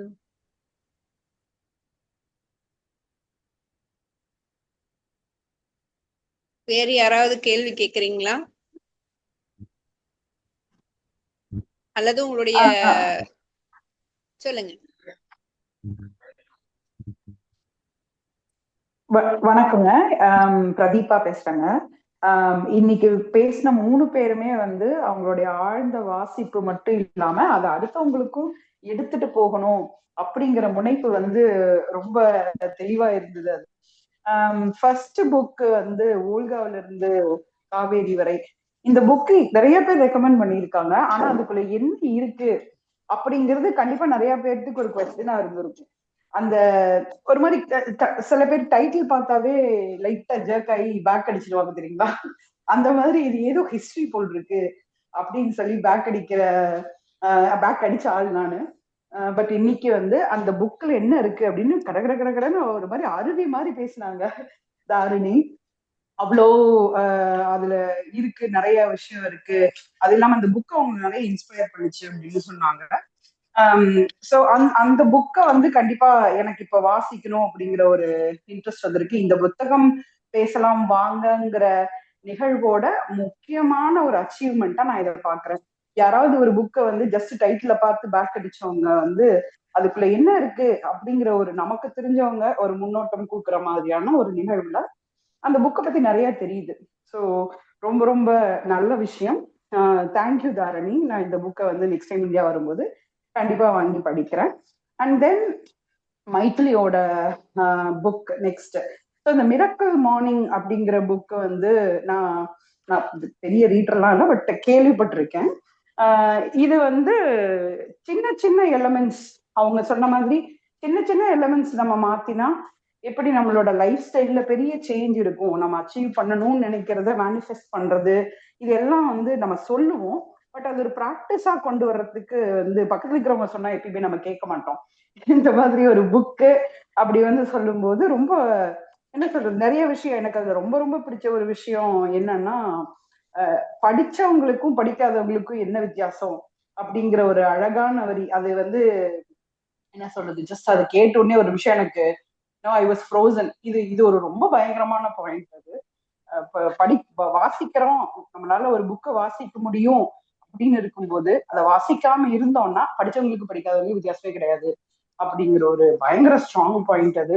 அதெல்லாம் படிக்கணும் அப்படின்னு படிக்காம உட்காந்துட்டு இருக்கிறவங்களுக்கு எல்லாத்துக்கும் that was a slap actually. Thanks Maithu for the slap. And then மலரக்காவும் மைத்திலியும் ரெண்டு பேருமே கிட்டத்தட்ட வந்து ஒரே மாதிரியான ஒரு மோட்டிவேஷனல் புக் பத்தி தான் பேசுனீங்க. பேக் டு பேக் இருந்தது, ரொம்ப நல்லா இருந்தது ஆக்சுவலி. இது அன்பிளான்டு தான், பட் ஸ்டில் ரெண்டுமே வந்து ஸ்ட்ராங்கா சொன்ன பாயிண்ட்ஸ் வந்து டெஃபினெட்லி யூஸ்ஃபுல் டுடே. தேங்க்யூ மலரக்கா. நீங்க உங்களுக்கு குறுகிய டைம் தான் இருந்தாலுமே அந்த டைம்ல நீங்க இம்பாக்ட்ஃபுல்லா வந்து சொன்னது ரொம்ப நல்லா இருந்தது ஆக்சுவலி. இன்னைக்கு நல்ல யூஸ்ஃபுல் செஷன். தேங்க்யூ மூணு பேர்த்துக்குமே. சிறப்பு. சாட்ல சக்திவேல் வீரு, ரேணுகா, அப்புறம் முத்தரசனா மூணு பேரும் ரொம்ப நல்லா இருந்துச்சு நிகழ்வு அப்படின்னு சொல்லி வாழ்த்துக்கள் அனுப்பியிருக்காங்க. அவர்களுக்கு நன்றி. எனக்கு ஒரே ஒரு பாயிண்ட் மட்டும், இது ஒரு ஃபோரம்ல வைக்கலாமான்னு தெரியல, but I would like to share.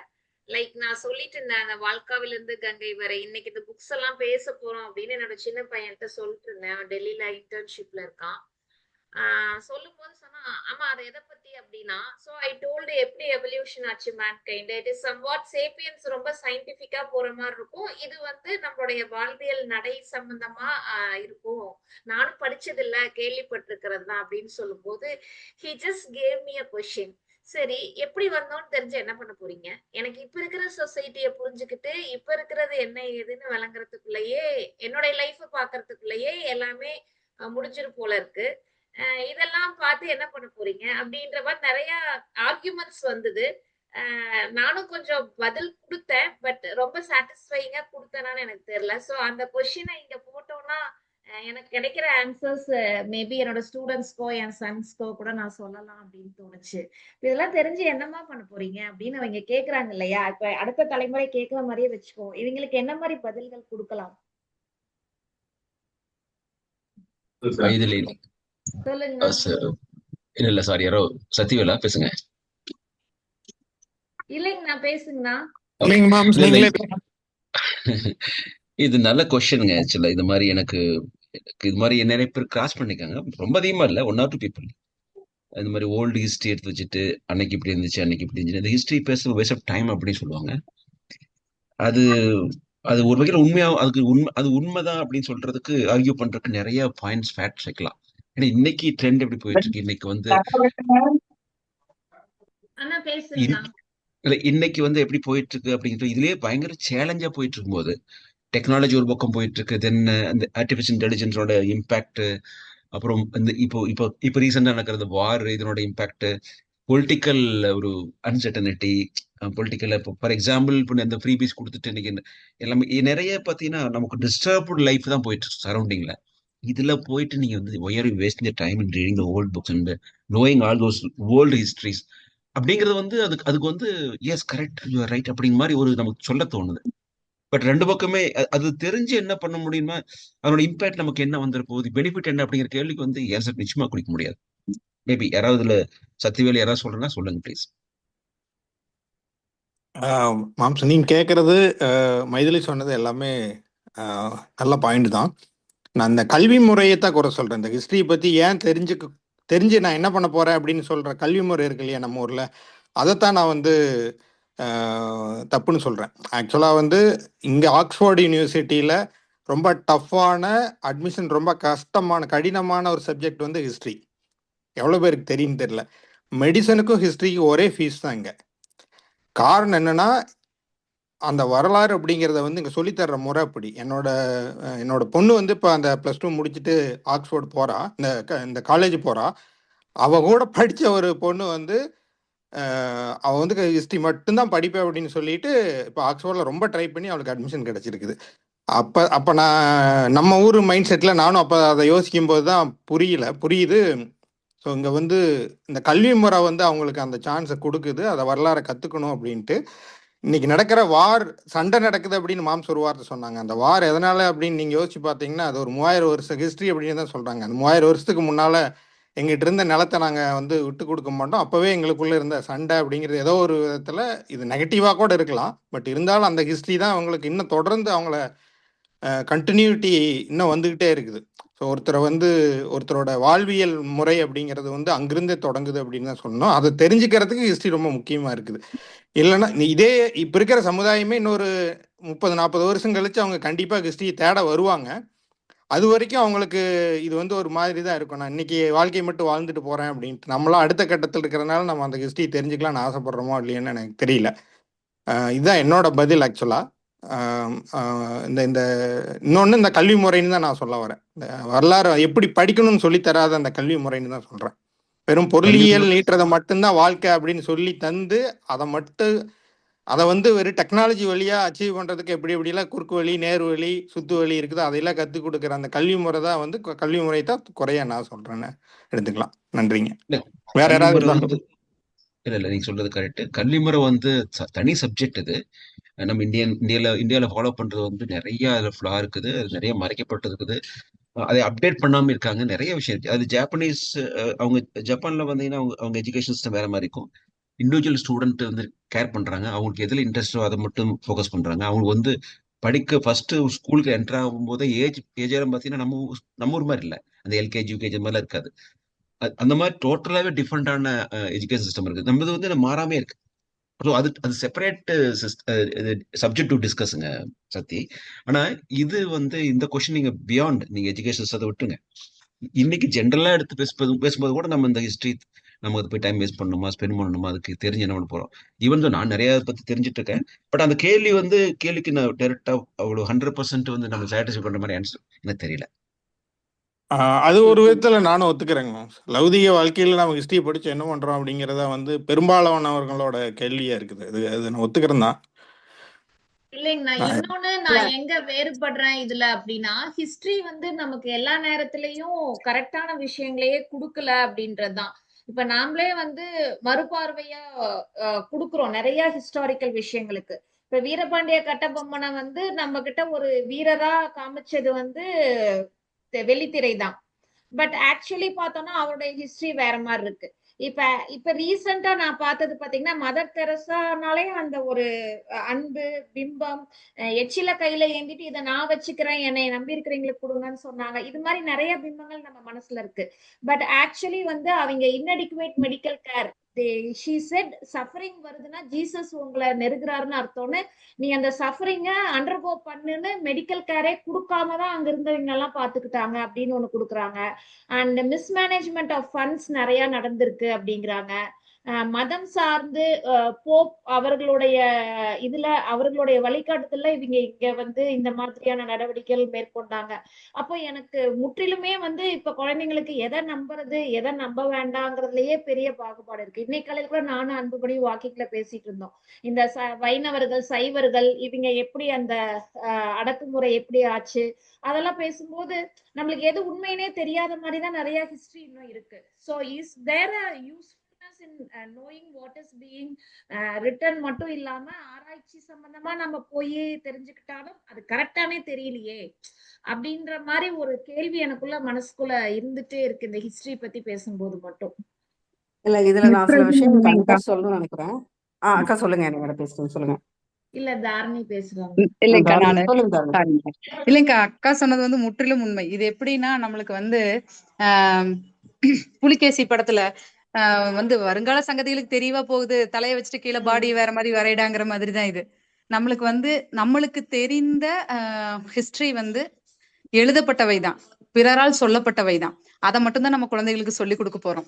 நீங்க சொன்ன மாதிரி இன்னைக்கு பசங்க அதை தெரிஞ்சு நான் என்ன பண்ண போறேன் அப்படின்னு கேக்குறாங்க அப்படின்னா, ஹிஸ்டரியில வந்து நல்லதும் இருக்கு, நீங்க சொன்ன மாதிரி அவங்களோட இன்னொரு சைடும் இருக்கு.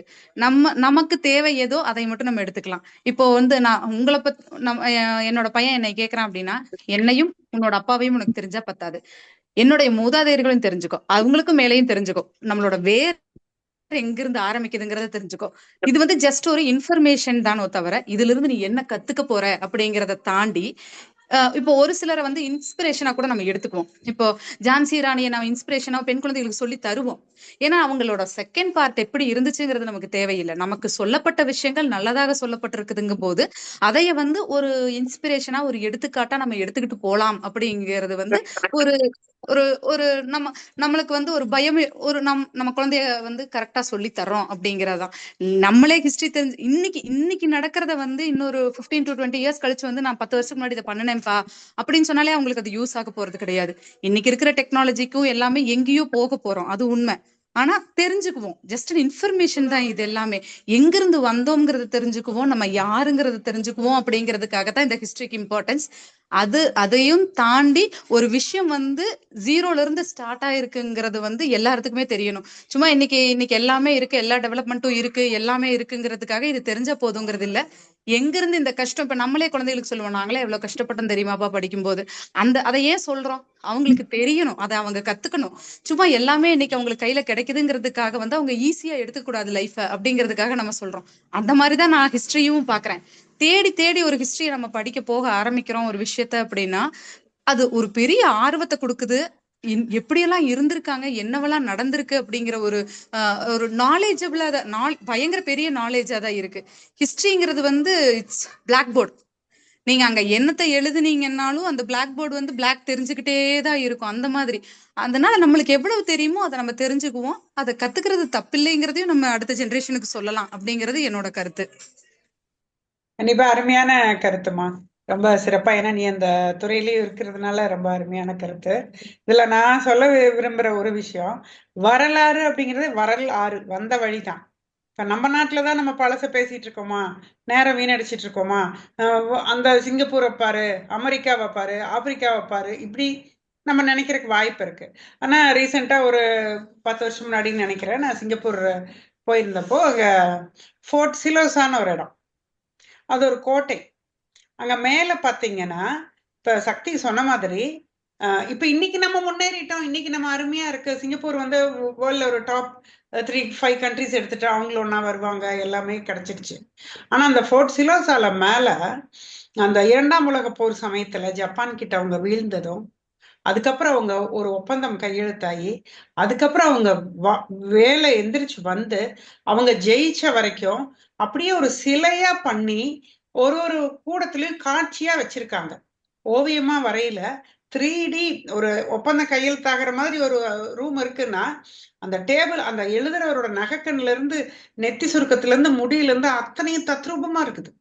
கோடிக்கணக்கில் கொட்டி அந்த மாதிரி ஒரு வரலாற்று காட்சிகள். அவங்க எப்படி கீழே இருந்தாங்க, எப்படி வீழ்ந்தாங்க, எப்படி மேல வந்தாங்க, எப்படி ஜெயிச்சாங்க. இந்த கதையை முழுக்க ஒரு சிற்பங்களாக, சிற்பம்னு சொல்ல முடியாது, உயிரூட்டமான ஒரு பொம்மை காட்சியாக உண்மையா நடக்கிற மாதிரி ஒரு தத்ரூபமா காட்சியா பண்ணி வச்சிருக்காங்க. அப்ப என்ன அவனுக்கு காசு முக்கியம் இல்லையா? இல்ல அந்த தலைமுறை இன்னும் வருங்காலத்தையே நினைச்சிட்டு இருக்குதா? நிச்சயமா இல்ல. எல்லா நாட்டுக்கும் வரலாறு முக்கியம். வந்த வழி தெரிஞ்சாதான் போற வழி நமக்கு தெரியும். சோ வரலாறு பேசுறது கண்டிப்பா வீண் கிடையாது. அதே மாதிரி பல நாடுகள்ல வரலாறு பேசுறது இல்லைன்னா அவனுக்கு வரலாறே இல்ல. நமக்கு தேவைக்கு மேல இருக்குது, அதுதான் பிரச்சனை. கண்டிப்பா வரலாறுங்கிறது முக்கியம் தான் நான் நினைக்கிறேன். அதுல இருந்து என்ன கத்துக்கிறோம், என்ன எடுத்துக்கிறோம் அப்படிங்கிறது தான். இன்னொரு விஷயம் சொல்லிடுறேங்கல்ல. இப்போ இந்த வரலாறு வந்து உண்மையாலுமே ஜெனியூனான அந்த பேஸ் ஆன் த ரெக்கார்ட்ஸ் படி ஒரு நம்ம மதம் எப்படி உருவாச்சு, மனிதன் எப்படி மதத்தை உருவாக்குனாங்க, மதம் எதுக்காக உருவாக்குனாங்க, அதாவது அது ஒரு ரூல்ஸ் போட்டாங்க. இந்த மாதிரி மனிதர் வந்து ஒரு கண்ட்ரோலா இருக்கணும், ஒழுக்கமா இருக்கணும், அந்த நடைமுறைப்படுத்துறதுக்காக மதம் உருவாக்கப்பட்டது. அன்பு, இந்த மாதிரி நிறைய சொல்லுவாங்க ரீசன்ஸ். ஆனா என்ன நடக்குது ரியலா அப்படிங்கிறது காரணம் அதுல அதை பத்தி டெப்த் தெரியாதுதான். அந்த உண்மை என்ன, எப்படி வந்துச்சு, மனுஷன் தான் மதத்தை உருவாக்குனாங்க அப்படிங்கறது ஒண்ணு தெரிஞ்சதுன்னா அதுக்கு இவ்வளவு இம்பார்ட்டன்ஸ் கொடுக்க மாட்டாங்க. தெரியாம கண்மூடித்தனமா அதுக்கு காரணம் என்னன்னா தெரியாது, ஹிஸ்டரி தெரியாது. ஸோ அந்த இடத்துல ஹிஸ்டரி வந்து வேல்யூபிள், அது ஜெனியூனா இருந்துச்சுன்னா டெஃபினட்டா அது வந்து ஒர்த்தா இருக்கும். மத்த ஃபீல் விட்டுருங்க, இது வந்து பர்டிகுலர் மதம். ஏன்னா அதை வச்சு இன்னைக்கு சண்டை நிறைய வரலாறுகள் தான் அதிகமா இருக்குது நமக்கு. ஆமா, தேங்க்யூ, நன்றி. சிறப்பாக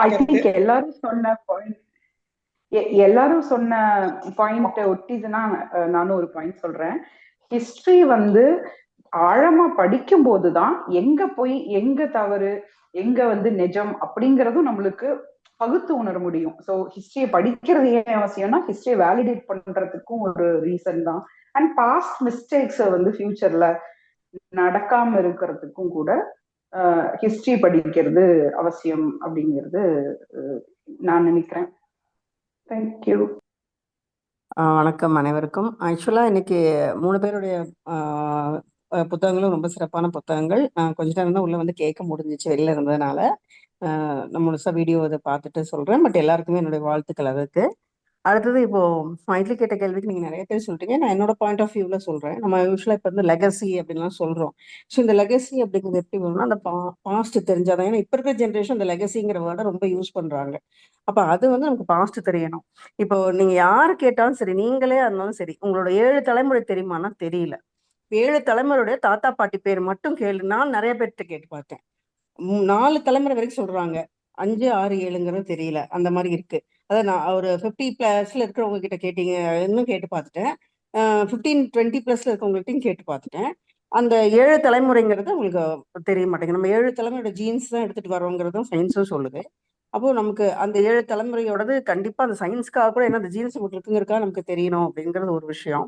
இப்போ இந்த ஓல்காவிலிருந்து கங்கா அந்த இதுலயே வந்து அந்த 12,000 வருஷத்துக்கு முன்னாடிதான் அந்த நம்மளோட விவசாயங்கிறது அக்ரிகல்ச்சர் வந்திருக்கும். அப்போ அந்த விவசாயத்தை முதல்ல பண்றாங்க இல்லையா, அந்த தலைமுறையுடைய முந்தின தலைமுறை தாத்தா சொல்லுவாரு, ஒழுங்கா காட்டுல இருந்திருக்கலாம், தேவையில்லாம எதுக்கு விவசாயம் பண்ண ஆரம்பிச்சாரு. நம்ம இப்ப என்ன சொல்லிட்டு இருக்கோம்னா விவசாயம் எவ்வளவு முக்கியம், நம்ம வந்து அநியாயத்துக்கு விவசாயத்தை விட்டு எல்லாத்தையும் இது ரியல் எஸ்டேட்டா பண்ணிட்டு இருக்கோம், இப்படி நிறைய விஷயம் நாம சொல்றோம்.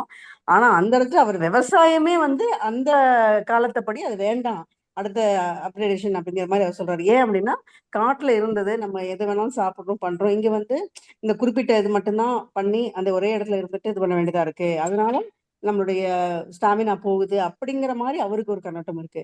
இப்படி அந்தந்த கால கட்டத்துல ஒரு ஜென்ரேஷனுக்கும் இருக்கிற கேப்பு, இந்த மாதிரி நிறைய விஷயங்கள் வந்து நம்ம தெரிஞ்சுக்க முடியும். பட் பாஸ்ட் கண்டிப்பா தெரியணும். ஏன்னா பாஸ்ட்ல நடந்த இப்ப எல்லாரும் சொன்ன மாதிரி அந்த தப்புகள் ஏன் இல்லாம இருக்கணும்.